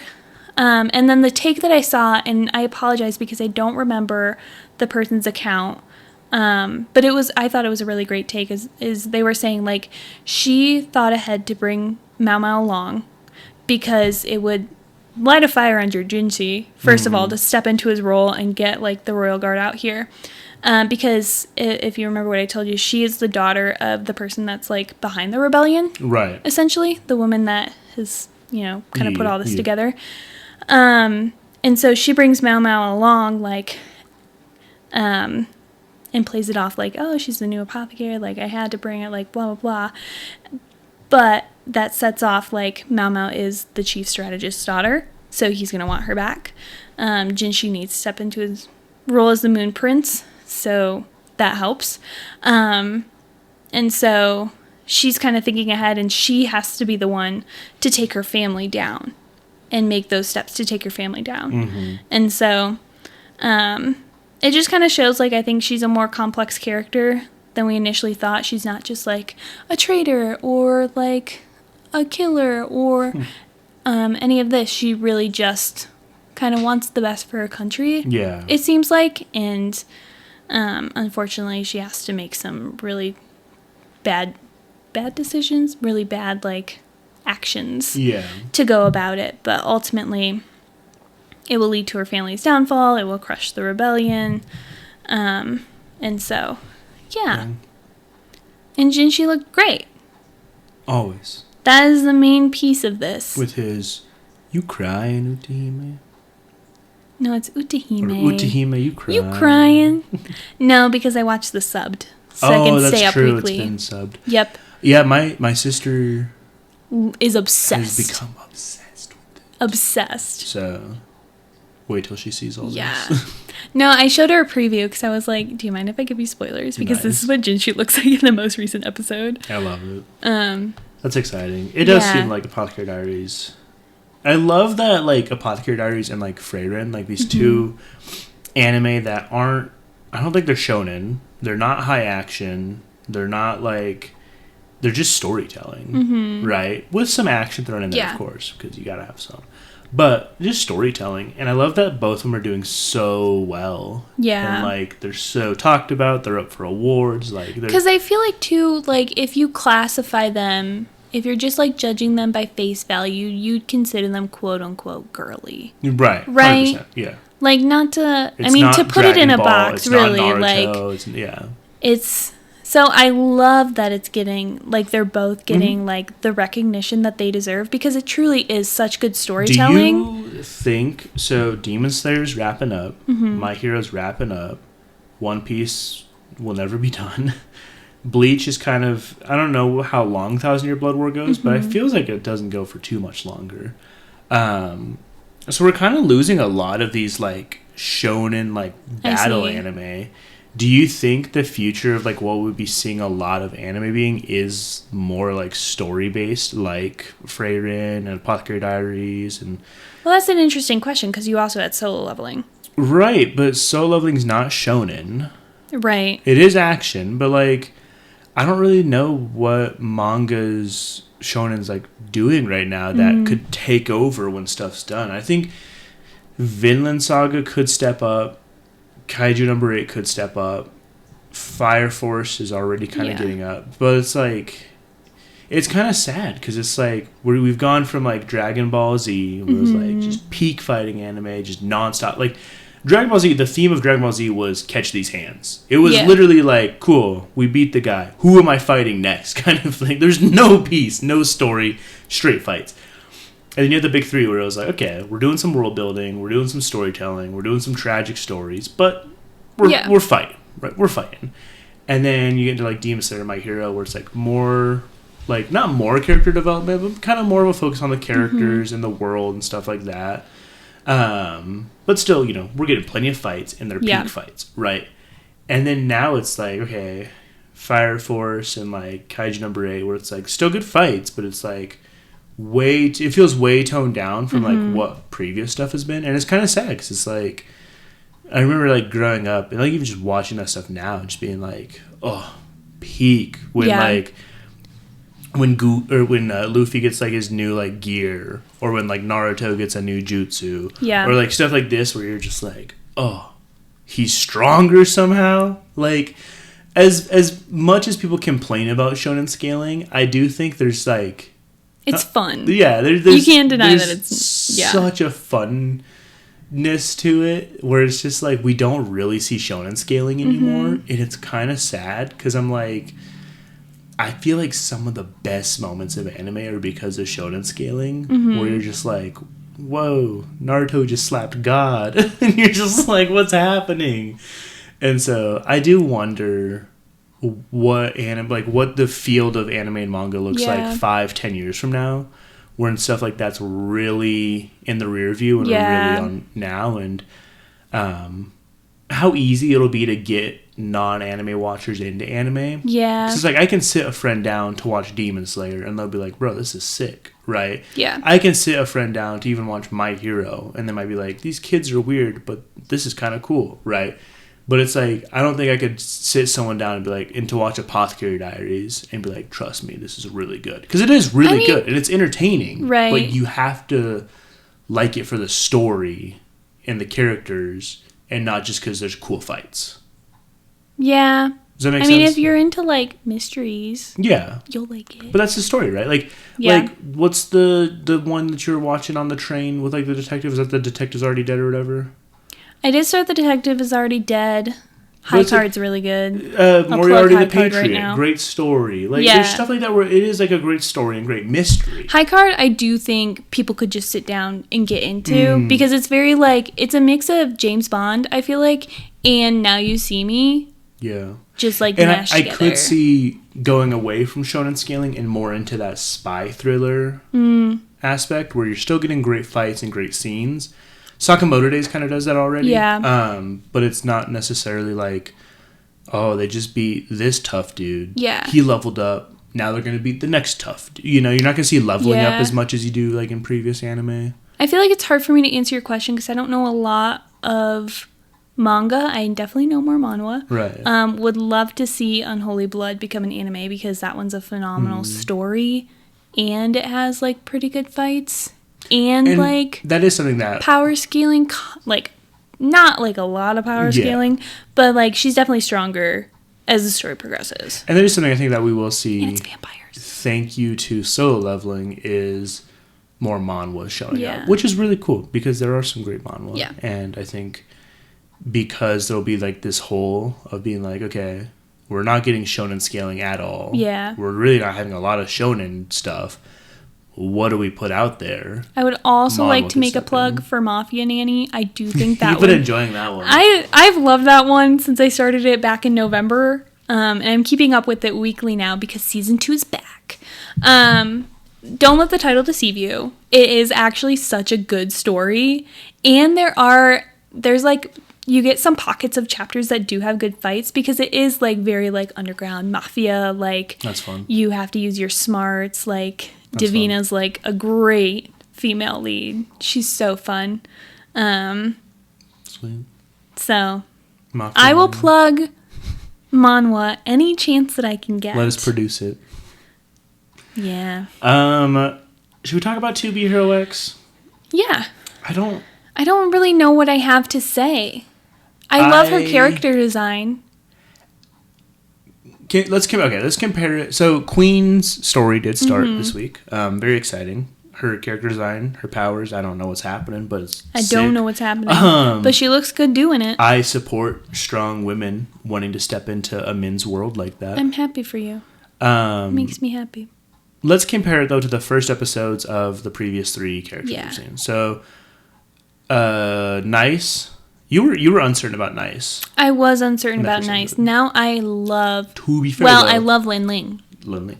To be fair, the final fight of that first episode was not peak, but it was great. was Where he good. fights the dude at the studio. You're like, oh, whoa, okay, this show might be legit. Yeah. Isol's first episode, I could not tell you what happened. That was when I thought you liked Isol. I loved him, but like, was that? I think that's when he protected the kid. Is that when he got his powers? I think so, because Okay. his was 3 episodes long. Was it 3 or 4? I thought it was 4. I think it was- Lucky Cyan was 3. Oh, was it? I think they've been 4, and then 3. Was it? Well, it's just been, yeah.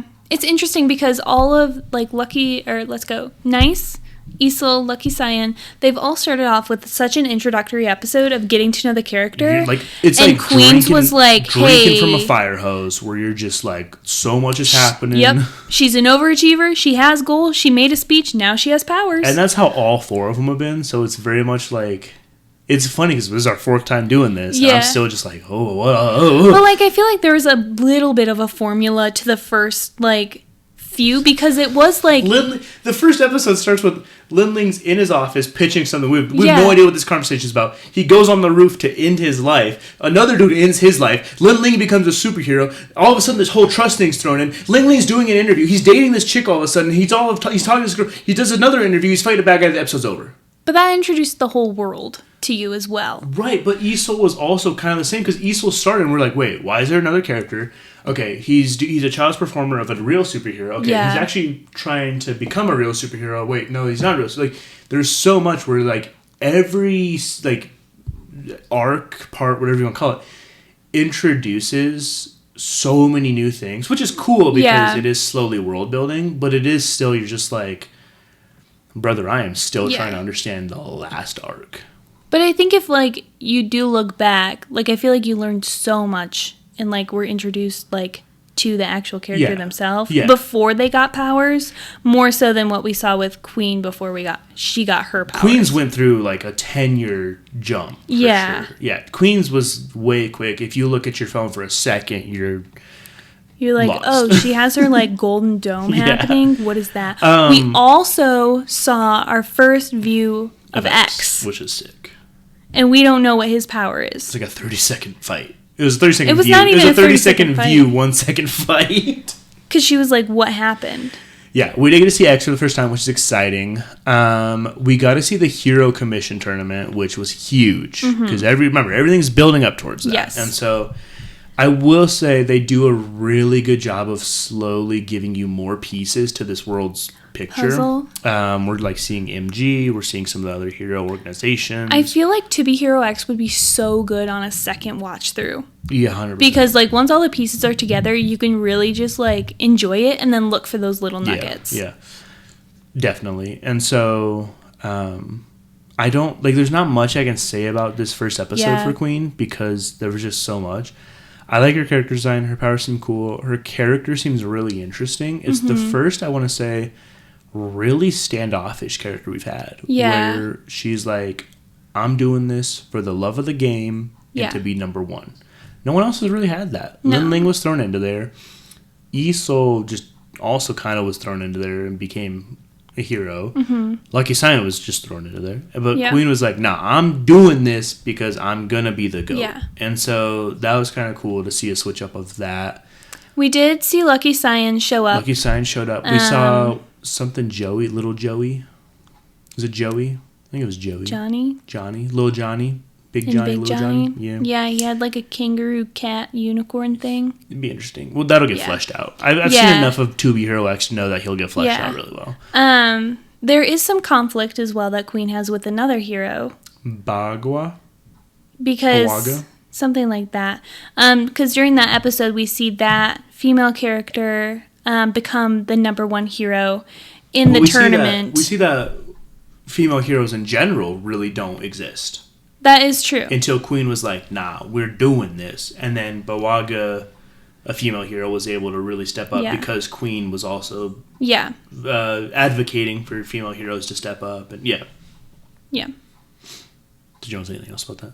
No. Oh. I lost my train of thought. So the one female hero becomes X. She wins the tournament, which means she's the top hero. But like, there's also still like this, you owe that to Queen because Queen paved the way and Queen wanted, all this stuff. And so she has beef with Queen. So it's kind of cool to see. I feel like we've seen a different conflict dynamic for each part, which has been really cool. And then we kind of saw like I'm guessing those were like the fear, anger bubbles that were around her at the end of the episode. That are starting to kind of because they're really showing more and more of that. But we also see that female character doing some shady stuff, like researching and but like saying like do it now or something like. Right. What was it? No, it was like because it was before the hero tournament where Queen fought. It was X. something about like Lucky Cyan. I assumed it was about Lucky Cyan, but like that was just the vibe I got. But yeah, she was like she's doing some shady stuff. Yeah, she's doing some shady stuff. It's funny that you assumed it was Lucky Cyan because I assumed she was calling up X because no one knows who X is. But I could we don't know anything about X him. had been fighting in that tournament. Had he? Yeah. Oh. Because Queen was like, "This is the guy that beat such and such earlier in that tournament." Oh, I don't recall that one. So this was the final fight. So think like March Madness. They've been going through the bracket. I was wondering if Bagua or whatever was behind some of the rumors about Lucky Cyan. Oh, that's interesting. Back then. And so if Lucky Cyan did have luck on Queen for this fight, but then Baguaga like destroyed her trust with all the rumors we saw, which took the luck away, and that's why Queen just got wiped with no chance. Yeah. X also seems goated. But if she timed it so like all of a sudden all the anything that Lucky Cyan might have given Queen was stripped of her. So if she's kind of part of Lucky Cyan's season or like part as well because of that. I think Queen's story is going to give us the best insight into the Heroverse. Yeah, into the politics of this world so far. I can see that. So I'm excited for what we're going to see come out of this. I'm getting more and more curious about the reporter and this is his second, all of his connections. Because really, if he's a reporter, then he can influence trust. True. How crazy would it be if, because it's a time skip, so like they could do some Witcher stuff where things are 100 years prior, right? How crazy would it be if it turns out, and I don't think it will, but it'd be wild, if it turns out that reporter is Uncle Rocco. Oh, that would be insane. The Lucky Cyan and Queen parts are actually like 20 years prior to Isol's. And this is the reporter. I mean, that would make sense because Lucky Cyan's performing at Isol's. Yeah, but she's older. Yeah. So if this is like 10 years before and that reporter becomes Uncle Rocco later on and owns an organization and stuff. But I don't think it will. But that'd be crazy if like they do some crazy stuff. If they do some Witcher overlap where you're like, whoa. That's why the rewatch value I think could be really good. Yeah. But I think he just keeps popping up. Well, he's Queen's dad. Right. Which I did call. I don't remember that. And I don't remember any clues towards that, but congrats. Because in Lucky Cyan you saw his apartment and he was in the apartment and then a white-haired girl came home and I was like, oh, that kind of looks like Queen. Oh, I do remember that. Yeah. Because she was like in her schoolgirl era. Yeah. And they showed that scene in... And she did have a few lines. Yeah. And I was like, white-haired girl. Yeah, it kind of looks like Queen. Cool. So, Yeah. I'm excited for who comes after Queen. Who is it? I don't know. Ghostblade. I don't know. But I just I'm excited for Queen's story. But she's just too strong of a female. No. Jeremiah Werdeman. Just dox me, jeez. No, I'm excited for After Queen because I feel like we've been in this weird, I guess it's just for Lucky Sign and Queen, but these characters who've been really overlapping. Mm-hmm. But there's 5 other characters we have not seen a hint of. So I'm excited to see some more of those characters. I'm just ready to get to X though, man. Yeah. They keep teasing and hinting and hyping, and I'm just I want to see what he's up to because it's gonna be sick. Because do you remember his power in the trailer with his power? It can it changes the animation style. Yeah. So there's a video out there. You guys should go watch it. It's X. It's a little 30-second thing of X fighting some goons on the street, and he snaps. I don't remember that. You have to go on the the character website to look at this character because each character has different videos that are canon and add to the character story. Okay. And it's kind of Overwatch, which is really cool. And he would snap, and him and all the people fighting would turn into sidewalk chalk. Oh, that's and they're insane. fighting on the sidewalk, and then he'd snap, and they'd be graffiti on the wall, and then they'd snap, and they'd be neon. They're getting disoriented because they're all they're going from 3D to 2D to all these different dimensions and different styles and stuff. But he's used to it, and so insane. Yeah. And I have no idea what his why he has this power because I think it's trust and what do people think of him to give him So I wonder if X might be the writer of the show. Oh, that's because an interesting we view him theory. As this omniscient, can control the animation, the styles, and now he's in the show kind of thing. Yeah. Does that make sense? Yeah. Because everyone in the show was we don't know who this guy is. He just showed up. He's super strong. He's not a part of anything. He's just great. So what if X is the creator? Writer, yeah. That's an interesting theory. My throwaway theory is that he's the embodiment of trust. No, I like that too. That could be cool. Especially because Queen said she wants to get rid of the trust system. That's kind of why I was thinking about it, and that's why I'm maybe he is a little bit different and doesn't have the trust value because that's the system that she wants to get rid of. And so if they're introducing X to this and kind of teasing him in her first episode where she's introducing that idea, then maybe, he's figured out a way around the trust or something like that. Yeah. I think it would be cool whatever the reveal is. Yeah. I trust them to carry it out. But yeah, To Be Hero X, it's an exciting shift, but nothing too crazy yet. Yeah. I think it will, though. Yeah. So, all right, sit tight, and we will be back for our final segment of the day, some Naruto Shippuden talk. So don't go anywhere. All right, welcome back to our final segment. We're going to do it a little differently. So the way we've normally done this final segment is we've done a review of some sort of whatever anime we watched. Usually new anime. Yeah, usually Devil May Cry. Devil May Cry. Devil May Cry. Freyrin. Such a sneaker. Sakamoto Days. Devil May Cry was such a sneaker anime. It really was. If you haven't watched it, go watch. What are you doing? Go watch our first episode and then go watch it. Oh, or watch our first episode after? That, I don't so you don't get spoilers. Spoilers. Devil May Cry. Yeah. We did Sakamoto Days, Freyrin. So yeah, we've done reviews. We've done a Sasuke hate bonus episode, which was really just for me. That was just to let you vent. FYI, I hate Sasuke Uchiha. If you're keeping up, you know that by now. But this week we're going to do it a little differently. We don't really have a new anime that we've watched all of yet. No, I guess we haven't watched all of Freyrin. But you did talk a little bit about Gorilla Gods Go To Girl. Mm-hmm. And Beginning After the End. I started both of those these past 2 weeks. You talked about Haikyuu a little bit. I did also start Haikyuu. What we're going to do instead, at least for this week, and probably going forward a little bit, is we're going to talk about whatever current anime we're watching together. Which, right now, if you've been keeping up, is Naruto. Yeah. So we'll be doing Naruto Shippuden. I think we're on episode 451-ish. There's a lot. There's so many. Depends on how much we grind it, but like we're doing this bi-weekly now, so maybe like 1 or 2 more episodes after this we'll have Naruto wrapped up. So we'll kind of like digest where we're at in the show, and just some of the key scenes, key character moments, and things like that. So it will be more of a series type of podcast. So you'll see like the Naruto episode / part like 1, 2, 3, and then we'll probably move to Freyrin next because we did start that. But we also are in the works with Black Clover. We do have like 4 episodes of AOT left. Oh, I forget about AOT. Yeah, we put on and then it just...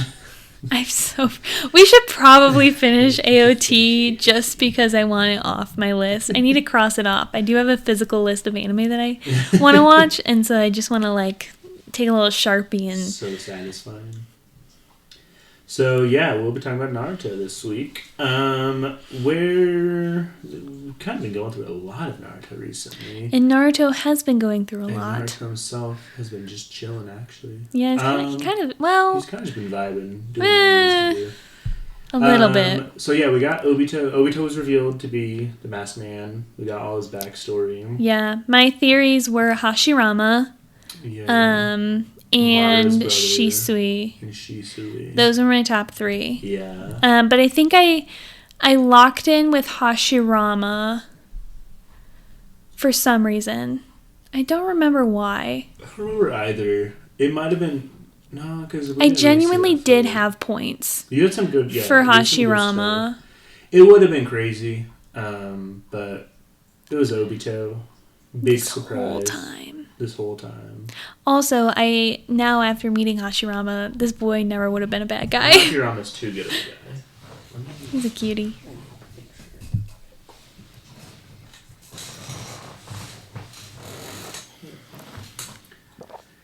Yeah, so it was Obito.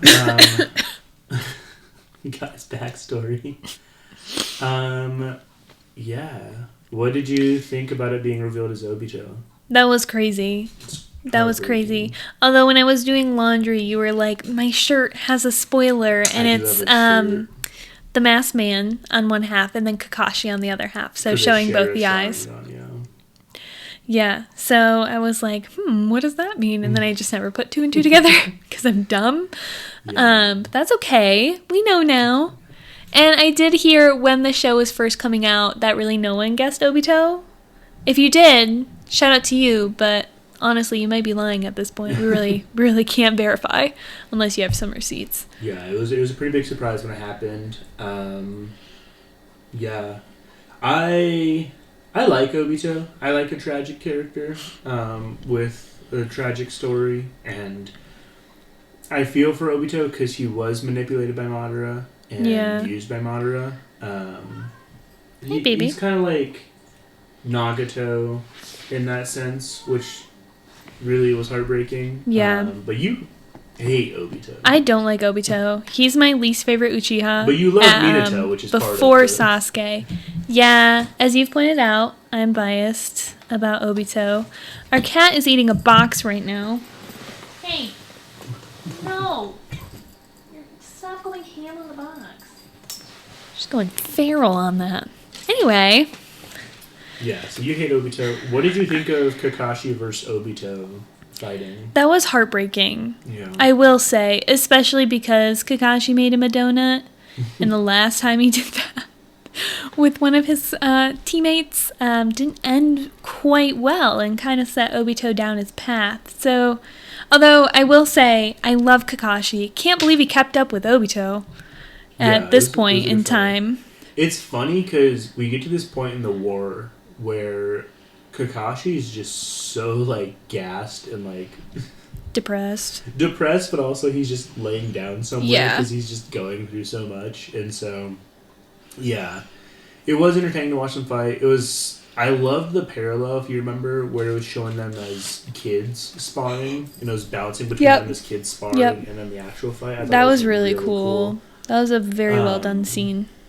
Yeah, it was just tragic. And it's like, even if you hate Obito, I feel like it was still a sad scene because Kakashi's having to fight. It was. It his was. best friend from childhood. Yeah. It's one of those things where it's like, Kakashi has lived his whole life grieving and living for Obito. Like, his whole mantra is because of Obito. Now, Right. If you abandon your friends, you're worse than scum. Mm-hmm. And, like, so, you know, and so to all of a sudden not only see that this person's alive, but also this person's been the bad guy this whole time, has got to be very, like, shaking. Right. Yeah, so that was pretty intense. And then we got the Ten Tails Jinchuriki Obito. Yeah. What do you think of that? It was sick. It's a sick design. Insane. Really no sick one else design. looks that cool when they become a Jinchuriki. I don't know. Naruto's like Nine-Tail state That's is his Nine-Tail state. goated. I don't think this is his like Ten-Tail state. I think this is legit just him as a Jinchuriki. Yeah, but you said like state as a Jinchuriki. Like no one else looks as cool as a Jinchuriki. Right. And I'm saying Naruto does. But that's the thing is like Naruto as a Jinchuriki is just him in his jumpsuit with whiskers. Yeah, but he has like the flame on happening. But that's when he goes into his cloak. Like that's when he like does his tailed beast form. Is he not a Jinchuriki then? No, he's a Jinchuriki. I'm just saying like base Jinchuriki. Like no one becomes a Jinchuriki and then just gets a new outfit and looks sick. They just look like himself with a demon inside them. Oh. Well, okay, but that's just unfair. That's just, you know, you get fashion, I guess, when you were a Ten Tails. Then you get light and dark chakra. Yeah. Then you get some cool weapons. It's really just like And you get the spheres. orbs around him orbs and are like cool. the staff. It's pretty sick. Yeah. So that was cool. I will say. It did look really sick.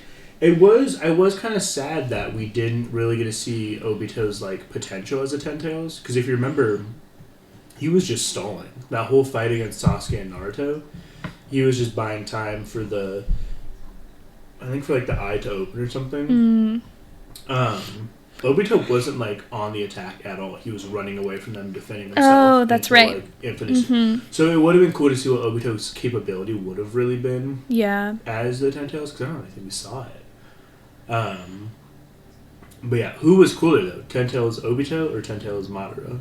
Madara. For sure. For sure. Wasn't Ten Tails Obito, the Ten Tails was fighting against his body, right? It was kind of malfunctioning. Yeah. It was. That's why like he was ripping apart internally. Right. And stuff. He didn't have enough chakra to match the Ten Tails. Fully controlled. And Yeah. stuff. But then you get to Madara, Just and he's just vibing this whole time. true. I didn't really think about that. How Madara's had no issue with it. And So I do think that's interesting about Obito, where it's like he doesn't. I mean, obviously the Ten Tails is going to take so much chakra. yeah. Right? But thinking about Obito and his abilities at this point in time versus Kakashi, if you take out that he has the Zetsu cells / Hashirama cells, what does that fight look like then? Between Obito and Kakashi. Yeah. Like, is it more like fair game? Like, Well, evenly stacked up? I think Obito had the Rinnegan at that point.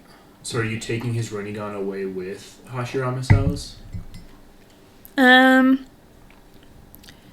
Yeah, because it was not his own Rinnegan. Yeah, because it was Madara's. So yeah, I think the fight itself came down to like it was legit, basically taijutsu. Yeah. They were both so good, and they were both in the other plane, so they couldn't really use their abilities. So, I mean, we saw like Kakashi still cleared Obito, right, and like handled him fine. I do think like that's an interesting thing about Obito though is, I mean, love Kakashi Sensei. This man is not on par with the shonen scaling at this point in time. Yeah. And so my thought kind of is like Obito has more so relied on, I guess, like what he's been given. Not as like he hasn't like honed a whole lot, you know, because theoretically like his taijutsu could be better. I would like say, training with Madara though. Think of his Mangekyo's ability. Think of how many times we've seen Obito. Like the that is only true. people who've been able to best him are Minato because Minato figured out how to. That's get true. past it. I did forget that. And not even like Kakashi Naruto. It was Kurama who was like the one that figured it out. Yeah. So like you've got Minato and then like the strongest tailed beast figured it out. So it's like that's. I kind of forgot that he could like do his little pass through thing. Yeah, that's a pretty good list to have like. That's for on people me. that are better than you. The issue is once you figure out his ability and can counter it, it's kind of but you have to be fast enough to counter it. But the thing is too, though, is Itachi is not strong if two people are fighting him. That's fair. A 2v1 against Itachi's not as strong as he normally is because the whole Genjutsu thing. Right. If you have a second person, and it's the same with Obito, where if you have two people. Well, and you do need Kakashi's ability to send them to that realm, so that because remember, you have one on one side and one on the other side. Unless you're Minato, right? Just unless you're just the best ninja ever and can figure it out. So it's one of those things where it's like you can say that he's weak against two people, but it's like so is Itachi, right? Like no, that's on me. Uchiha that is goated like that. I was just thinking of their fight solely in the other plane, and I forgot that he could do his faster thing because that is very goated. It's insane. That's very goated. There have been many people. Oh, hello. And there have been many ninjas who've lost to that fight. So yeah. No, it was a good fight, and it was kind of underwhelming. But I think at that point, Kakashi himself was underwhelming, which might be a hot take, but it's true. Oh my gosh, no! Tell me these like the last 100 episodes. No, just that's like, fair. Bro, where's Kakashi? You know what's more underwhelming? Minato. Sasuke. Oh, Sasuke's so bad, dude. Listen, the fact that he has to like reanimate all 4 Hokage to tell him that the leaf deserves to be saved when he knows that his brother died to save the leaf, but like clearly doesn't believe what his brother died for Sasuke's and like lived for. Funny because he's so bad at aura farming. He's really bad. To where like something will happen, and it's so funny because it's like the kid. It's very much he used to bully the unpopular kid in school, and everyone was like, oh, Sasuke, you're so cool for picking on Naruto. He's a lame-o. And then he like went away for a few years, and then studied abroad. He studied abroad, and then came back and was trying to be like, "Huh, Naruto's a dummy, right? Everybody?" And everyone's like, "Sasuke, shut the hell up. Naruto's cool. What are you talking about?" He was like, "I'm gonna be Hokage," and everyone was like, "It's very much the thing where like, he still thinks it's cool to like dog on Naruto, but doesn't realize everyone thinks Naruto's the coolest person in the world." I think why Itachi is my favorite Uchiha is because his line of thinking just makes sense to me. Of like, here's why I'm doing what I'm doing. And I'm like, yeah, I can follow that clearly. Sasuke is so all over the place. And like... Sasuke's a mess, bro. Yeah. I do feel like, and we talked about and argued about core values with Obito earlier. Mm-hmm. I feel like it is safe to say, and do call me out if not, that Sasuke does not have core values. Other than like power. But is that really it's core not even value? Power. No, I think it's hard because his whole core value was it's the kind of thing where like if your whole conviction is built around one thing, right? You achieve it and then you realize it was wrong. It was wrong and you were the bad guy. Yeah. It's like that's shaking. Like that's gonna shake you to your core. No, that does make sense. It's the thing where you're just like, why does he want to become Hokage? He's finding like a new purpose. Yeah, is part of it to me. The issue with Sasuke that we've always seen throughout the show is that Sasuke does not know how to work with others, work in a team, and achieve stuff as a team member. And so I think if you were to tell Sasuke, hey man, why don't you just support Naruto, who's probably going to be the Hokage? Mm-hmm. Hey baby. Why don't you support Naruto and help him reform the leaf the way you want to see it done? Be his right-hand man. Hey, Sasuke would be like, no, I need to do it myself. Which is and that's so interesting because, like, is loner one of his core convictions? Because Naruto was doing the most against, I think it was Ten Tails, was it Ten Tails Madara? Because he did the almighty, He did where he used the meteors. Multi-Rasen Yeah. Yeah. Yeah, and Naruto's like taking these out, and Sasuke takes out one, and he's like, do it yourself, Naruto. Yeah. I think that was the scene that I was like, listen, kid. It is funny. For someone who Sasuke is very, I can do it myself. I need to do it myself. And then this whole, during the war, he shows up and he's like, oh, that chakra's wasted on you, Naruto. While Sasuke's just standing there not doing anything. Yep. Or then when, like, the planetary devastation's happening and he destroys, like, one rock, one Naruto destroys all the others. And it's like, dude, like, big dog, you want to do it yourself, hop in there. Or even, like, when Madara has the invisible Madara and Sasuke's the only one. He's like, hey, we got to worry about these shadows. We got to worry about these invisible ones. He was so obsessed with them. And everyone's like, we're going to go after this one because we can see him. And Sasuke's like, Naruto, fight the invisible guy that you can't see. And it's like, brother, your whole thing is, like, you want to do stuff alone. Yeah. Here's your chance. No one can see him. Go deal with him yourself, man. Like, it's so annoying. And so, it is, I don't know what Sasuke's conviction is anymore. I think Sasuke wants to see, he clearly wants to see reform for the Leaf. He does. I don't know what that looks like. I think he just wants to do away with the old system of, like, the elders being super conservative about how they approach, like with Danzo and the policies that they have with Uchiha. And it's like, Naruto's gonna do that. And more. Like, Naruto's whole dream is progressing the Leaf and the Shinobi world out of this, like, eternal war that they're stuck in. And so, the issue is, I think Sasuke is just like, if change needs to be done, the only way is if I become Hokage. And it's like, one, no one wants you to be Hokage. No. No one cares. No. But it's also like, just support Naruto. Right. Like Shikamaru's whole thing where he's like, I can't die because I need to be Naruto's right-hand man. Mm-hmm. Shout out to Shikamaru. He wasn't like, I can't die because I need to lead the Leaf or I need to protect the next generation. He said, I need to support the man who's going to do that because I know that he's going to do it, and I want to be there when that happens. Right, and that's not to say Shikamaru couldn't, because I think he could.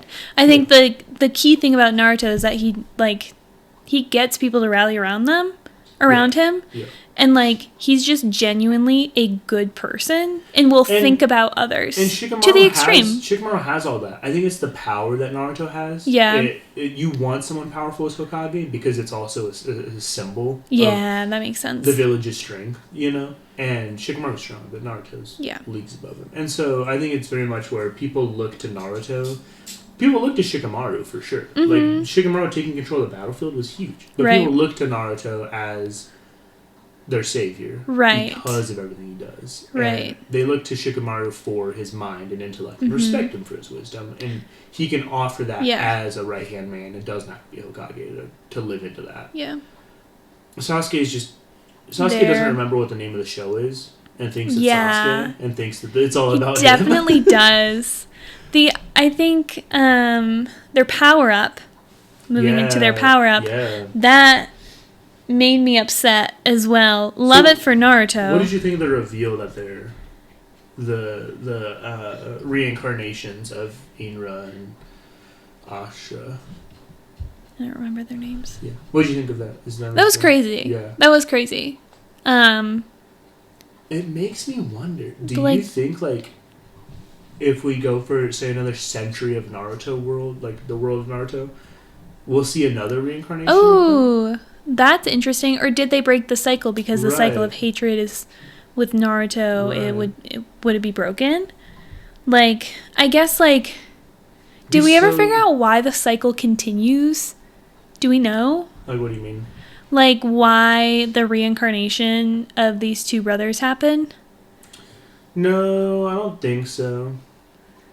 Because, like... It's one of those things that just happen. Yeah. Because, like, that does help explain the relationship between Naruto and Sasuke. So, like... Hashirama and Madara. Yeah, it helps me feel a little bit better. I still don't like Sasuke. But, like, it was still, like, a cool scene with the Sage of the Six Paths, and then he's bestowing these, like, gifts on them. So it's funny. I think if there was no reincarnation thing, I think Madara and Hashirama become friends without a tragic ending and don't split. I think they were cursed to split because they were reincarnations. Yeah. And the brothers' feud from the past played into their feud in their present. If there's no reincarnation, I think Naruto and Sasuke never become friends. I don't think they're friends. Exactly. The only thing connecting these two is this reincarnation. Outside of that, there's like no love, no passion. You can't convince me. There's a few things in Naruto that you can't convince me of. Some are because I'm stubborn. Others are like, yeah. I don't like Obito. I don't think his plan makes sense because I can't deal in hypotheticals and philosophies anymore.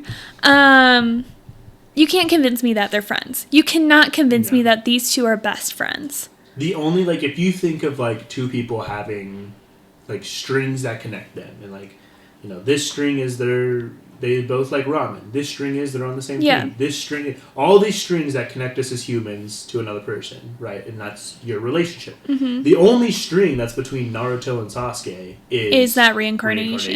Yeah. If you cut that string, there's literally nothing. They'd be on the same team, but they were on Team 7 and did like a few missions, and even that didn't like bring them closer. No. Like they obviously like shared some resources like when they were training with Kakashi for the tuning exam, and he shared food. Yeah, they pushed each other, but like it was a feud that pushed them. Yeah. So that happens. Naruto got all of he got 1 through 9 for the Tailed Beast. Became God. So that was really cool. He came back, mastered them, started using their jutsus. Sasuke got a Rinnegan, and I don't think he's used it. I don't think he's used it. Teleportation thing with his sword, which was cool. I mean, but like that's you have to ask: was Orochimaru a bad teacher? No, Sasuke just no, because remember the whole thing where when they first find Sasuke and Sasuke's like, "I'm gonna kill you all with this." Yeah, we talked about this. And it was his lightning one that he uses on Itachi in their fight. When he calls down lightning from the sky. Yeah, he controls lightning, like real lightning. And Orochimaru stops him because he knows Sasuke's about to embarrass himself so hard. That's what one theory said. It's not pretty, like, solid. I believe that 100%. And so... But for the fans out there... It's funny because Sasuke is the dumbest... genius, not even genius, just the dumbest Nepo baby. Yeah. Like Sasuke, it's funny because Sasuke was like given all that chakra and still you can't, like, what a waste. He has Itachi's eyes. Yeah, Sasuke has had Uchiha blood wasted on him. Because we've seen what the Uchiha are capable of when they're strong. Mm-hmm. And we've seen people say Sasuke could do that. Yeah. And I fully believe Sasuke could reach that potential. He just doesn't because he just doesn't know how. And it's because he's so stubborn about like being taught. He's a horrible student. Yeah. Because he's just like... Do you think if he could be taught, he could reach that potential? Yeah. Look at Naruto. Mm-hmm. Naruto was legit like weak and had nothing. And, like, obviously he had, like, Nine Tails chakra and stuff. But, like, he had Uzumaki chakra. But, like, he could have just been like Sasuke, where he has one jutsu that he uses all the time now, right? Like, Naruto could just use the Rasengan forever. Yeah. That could be his Expelliarmus from Harry Potter, where it's just the one thing he does. It's a good analogy. Like, brother, you're supposed to be goated. What you doing? But, like, Naruto shows that he's got crazy good chakra control. Yeah. He creates the Rasen Shuriken, which, like, Sasuke, I don't think has created a jutsu. Maybe his controlling lightning one, but I think he adapted that from something. And then he even, like, was giving 8 new powers, because he had 9 tails. 8 new powers with the 8-tailed beast. And he was like, cool, give me lava style. Give me this style. Give me glue style. Like, give me magnet style. Like, he's instantly, like, using all these different chakra forms that he's never had access to. Not only that, the moment that I also remember was when Naruto and Tobirama both figured out the secret to I think it was Obito's Ten Tails, right? It was that Sage Chakra can harm Ten Tails state. Yep. And to be fair, like, Naruto does have Sage Chakra, so that makes sense. But like, he had to learn how to do that. Exactly. And he recognized that. And before that, because I'm still on my Sasuke hate, is Sasuke was like, you can't, like, you didn't even know what's going on out here. And, like, Minato didn't even realize that Sage Jutsu did that. He was like, whoa, like, Naruto has Sage Jutsu? That's insane. The only one that was really impressive in that group was Tobirama. Because Tobirama, I don't think, has Sage Jutsu. But he noticed there's some, he did this special Sage thing, and it harmed him. Yeah. Interesting. But, like, Naruto had a slight advantage because he knows that Gamakichi used Sage abilities. But, like, still, like, he was able to figure out, oh, whoa. But it's like I just don't like for Tobirama to go, that chakra hurt that guy, and that chakra was different than all the chakra we've been using. That's not like a hard thing to realize, I feel like, if you're battle ready watching the fight. And so I think Minato is great at strategy. He's not. It's the kind of thing where it's like, Tobirama was born in the feudal war era. Right. So he was fighting from a young age and, like, was war ready. Mm-hmm. And he created a bunch of jutsus. Right. Minato, Sasuke, and all them were born at a time where, like, the wars happened periodically, but they weren't raised in just, like, war time kind of thing, if that makes sense. And so Tobirama has that, like, battle mind of like analyzing stuff. Yeah. And then, so for Naruto to figure that out alongside Tobirama was crazy. Yeah, it was really cool. He also figured out how to best use Flying Raijin when the Ten Tails was about to blow everyone up. That's the other thing. He was they legit said, "Yeah, this is Flying Raijin. Here's how it works." And Naruto was like, "Cool," and started using it as a part of his attack. Right. So he would coat everyone in his Nine Tails. And then just touch Minato. And touch Minato, because Minato has to be touching the person that he's transporting. Touching their chakra, yeah. And so Minato transported all of them out of that little square box before the explosion went off. So that was crazy. Yeah. So it's funny because Naruto legit comes out and you're just like, this dude's just cooking with everything. And then Sasuke comes out and he's like, guys, I can see the enemy. They're over there. And everyone's like, then go fight them, brother. We can't see what you're looking at. I will say, I think, like, if I were to complain about the writing, I feel like this is, like, a dangerous water. And I have this with, like, other books, not just, like, manga or anime, is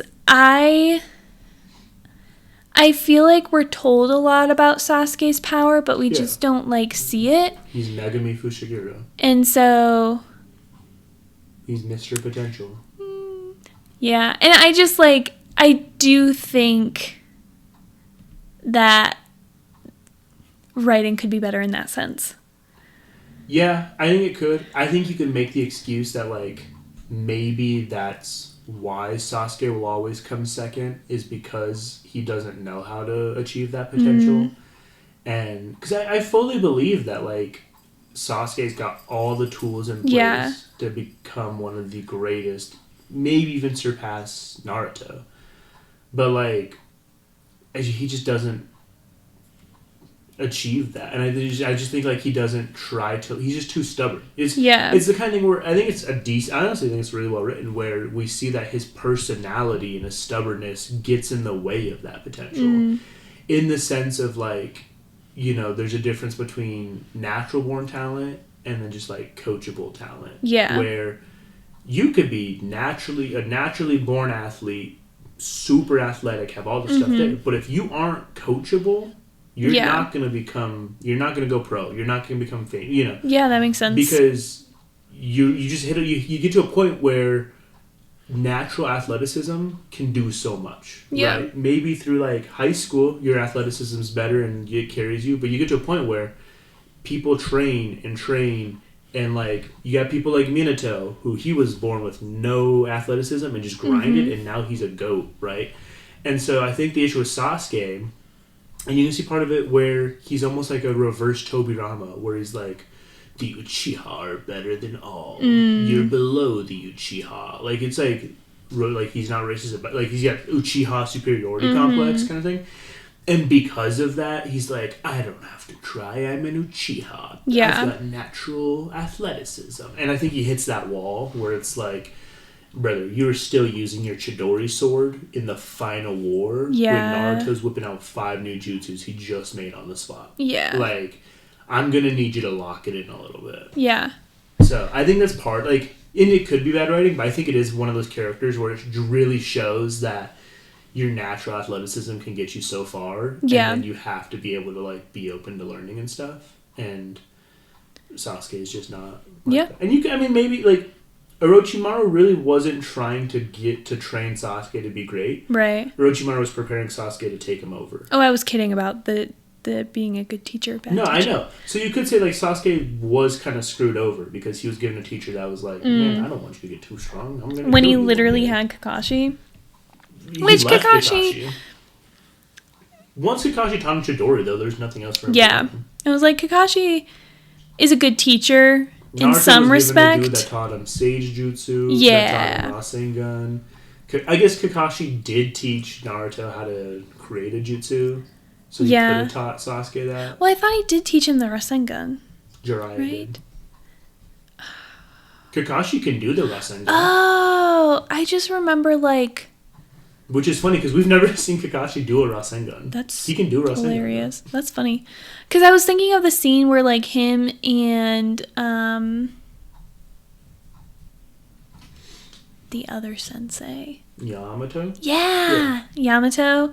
They're in, like, the meadow. The field, and, like, the shadow clones are happening, and they're cooking up the Rasengans. That was to make the Rasen Shuriken. Oh, that's what it was. Yeah. Okay. Yeah, Jiraiya taught Naruto the Rasengan. Kakashi can do the Rasengan. Because remember, Kakashi whipped it out, and Naruto was, like, pissed, because he was like, everyone can do this now, apparently. I can finally do it now, everyone can do it. And it is hilarious, because Kakashi can do the Rasengan. We've never seen this man do a Rasengan. Yeah. I've never seen him cut through lightning, either. And so it's just so funny, because you're just like, brother, what are you holding back? Yeah. But the whole thing was, he was like, yeah, I can do the Rasengan, but I can't change its chakra nature. And that's where Naruto surpassed Kakashi and Minato, is because Minato... Because even, I think Kakashi said that the Rasengan's an imperfect jutsu. It's not complete. That Minato always wanted it to reach what Naruto turned it into, but Minato couldn't do that. Yeah. And so it's kind of like Minato left the Rasengan for Naruto to finish the job kind of thing. Yeah. Which is really cool, but yeah. I don't know how we got talking. Is that what ninjas leave in their will? Finish this jutsu for me. Jutsu. I leave you my jutsu. The other reason I don't like... Oh, really? Is that your take? Thanks, buddy. The other biased reason that I don't like Sasuke is because when he comes back, everyone just forgets about Sai. And I love Sai, and I think Sai's a great character and well written, because he has so much character growth, and he's like an actual friend. Sai. It's that Kishimoto himself did Sai dirty. Do you remember when they were like, Sakura was like, I'm gonna hit him with this, and Naruto's like, I'm gonna hit him with this, and Sasuke's like, I'm gonna hit him with this, and then Sai was like, and don't forget, I'm a part of Team 7, and I'll hit him from the sky, and then gets shot out of the air and has to get saved. Like, that was sad. Bro, they did Sai so dirty. They did Sai so dirty. I will say, Ino won. Ino did win. Dude, Sai's an amazing person. I really like Sai as a character. And like I said, I think he had like such great character growth going from growing up in the Anbu Black Ops and having like the best smile in the village. To wanting the best smile in the village, to wanting friends, to like learning how to interact with people. He's literally like so he's funny. just so cute. He's adorable. Can I continue? Yeah. Okay. The other reason, and this one breaks my heart. Actually, it broke my heart like 100 episodes ago, is Sakura just totally regressed. And that really makes me upset because she's so peaked in the fight against the Akatsuki. Oh, she peaked like crazy in that fight. Yeah. Her 100 healing stuff's cool. It is. It's one of those things where 100 healings has never... Like, she did it so easily that they never made it seem like it was something where it was like... Yeah. Like, if you have to have a character look in the camera and say, it's amazing, she did this, and that's really hard, then that just, like, you didn't do a good enough job of convincing me that this is a tough thing to pull off. Like, I watched Naruto attempt the Rasengan for, like, 30 episodes. Jumped off screen. To the point where I was like, oh, right, this seems pretty... Like, at first I was seems like, this tough. sucks. I hate training arcs. But then I was like, okay, this is actually really As far as training arcs go, Naruto's pretty good. And then he, like, finally does the Rasengan, and I was like, that's crazy, because I know how impossible it was. Or, like, the Rasen Shuriken, where you're, like... But, like, Sakura literally has been doing what she's been doing, and then I know where she's like, yeah, I finally saved up enough chakra. 100 healings. And I'm like, whoa... Like, would you want, like, just an episode kind of exploring that? Like, what would you want? Yeah, like a scene or something. Yeah. Even a flashback where she's like, I think there's, like, some flashbacks where she was talking to Tsunade, but, like, it just never felt like it was something, like, where it was, like, her wanting to achieve this and, like, it being impossible. Or even if, like, some scenes where, like, Tsunade's like, Sakura, like... It took me X amount of years to get 100 healings. Yeah. Just be patient. And then we see, like, scenes of, like, Sakura late at night studying, falling asleep studying. And then we get some cute scenes of Tsunade, like, putting a blanket on her, like, the cliche stuff, you know? Yeah. And, like, saying, like, oh, Sakura was working to, like, get to this point. Cool. Heck yeah. Hype. But, like, illegit was Sakura. Sakura was like, and I'm gonna fight too. And then the funny thing, too, she was like... I'm done looking at your back, because I'm going to fight alongside you or something. She does one move, and then for, like, ever since then, she's been behind them looking at their backs while they're doing all the work. And it's like, I don't care. I do not care. She's strong as a meta ninja, and really strong. But you can't, like, have this whole scene where she's like, I am no longer going to sit back and, like, let you fight. Yeah. I'm going to fight too. And then just not have her fight too, because then it's just like... Yeah. Glad that helped you for a minute. And it's not so much that for me. It's more so just like she just goes back to the schoolgirl and like makes fun of Naruto. She regresses so hard, and it doesn't come across as like we're teasing you because we're teammates. It just comes across as like Sasuke's back, so now I need to side with him. It's like, brother, we're fighting God and God's friend. Like, we do not have time for these jokes. I am trying to save the world. Sasuke tried to kill you. Like, actually. Like, did attempt. She moved on so quickly. Like, listen, Jeremiah, if you did that to me, and like, we're done. You know? Like, I can't come back from that. That's where my standards are. And she needs better ones.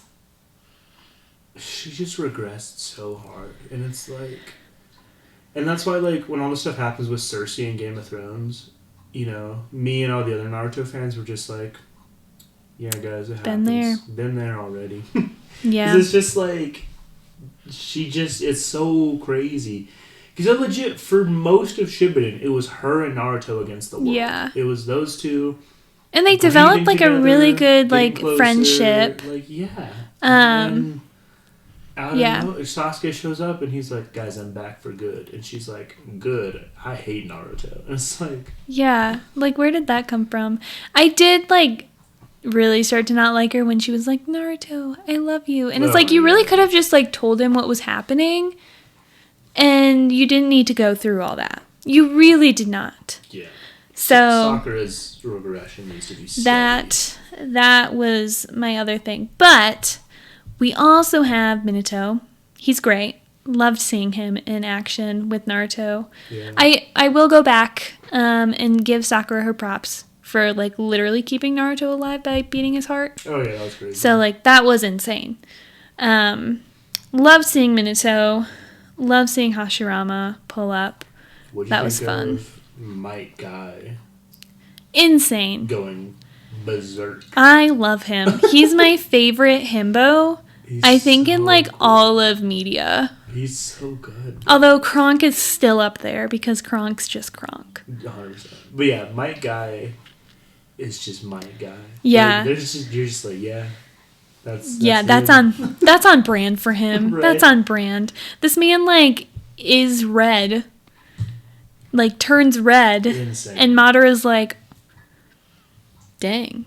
It's funny because, so Might Guy, I don't know if you noticed, he did the 7th gate right before the 8th gate. And Madara was like bummed. He was like, oh, where's the red? I want to see the death gate. Come on, bro. I don't care. And then Night Guy shows up and activates the red gate. And Madara's like, oh my gosh, I almost died. Yeah. I never want to fight that again. Well, I think during the 7th gate, he was like, I can't take a few more blows of that. I need to avoid it. Yeah. When he did I think it was like the air punch. Yeah, his, But then, like, he, like, broke his leg. Yeah. During that. It was like, oh my gosh. gosh. During 8th gate. Because he tried to do a move, broke his leg, and he's like, okay, now I'm used to how it feels to have my leg. That was 8th? Yeah. I thought that was 7th, and then he went to 8th. No, because that's when he was bouncing all around Madara. That was 8th. I'm pretty sure. But I thought 8 was, like, when he, like, turned red. Yeah, he was red in that moment. I didn't think he was. I'm pretty sure. I didn't think he was. Because that's when... Because remember, like, the reason his leg broke was that's the first time he's ever activated that. So he's not used to the strength.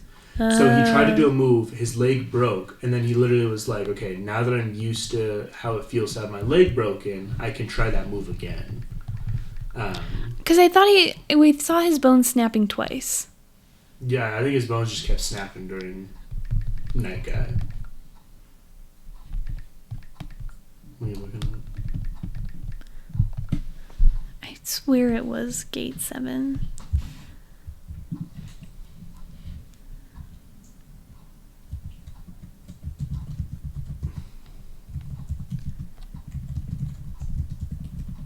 The Gate of Wonder.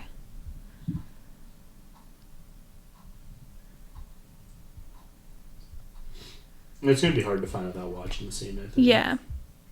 Alright, anyway, he does break his bone.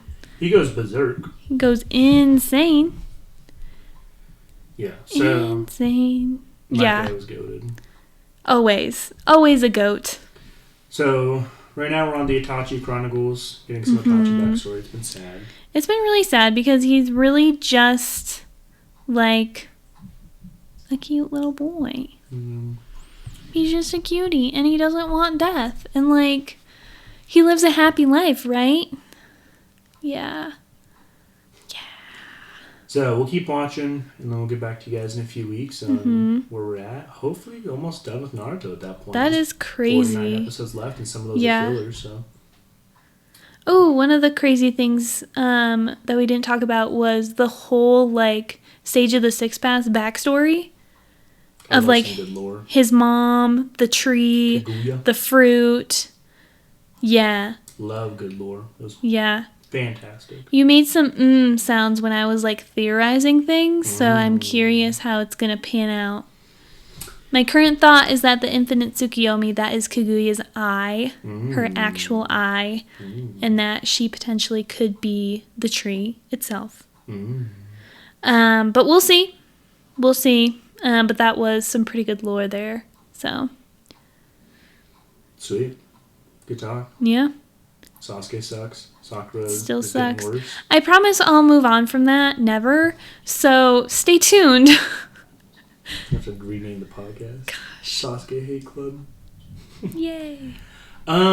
Sweet. Thanks for watching, guys. I know we said we'll try and get a bonus this week. Not sure if we'll be able to do one. Obviously, we're releasing this episode a little later. But we will be doing bi-weekly for episodes. So no new normal episode next week. But we might do a bonus for you guys just because we said we'd get you a bonus. So we'll figure it out. And we have to keep our promises. Yeah, that's how you build a brand. So if you guys like what you heard, like, subscribe, leave a comment, tell us how wrong we are, and we'll tell you how wrong you are. And yeah, anything else? No. Sweet. Thanks for watching. Thanks for listening.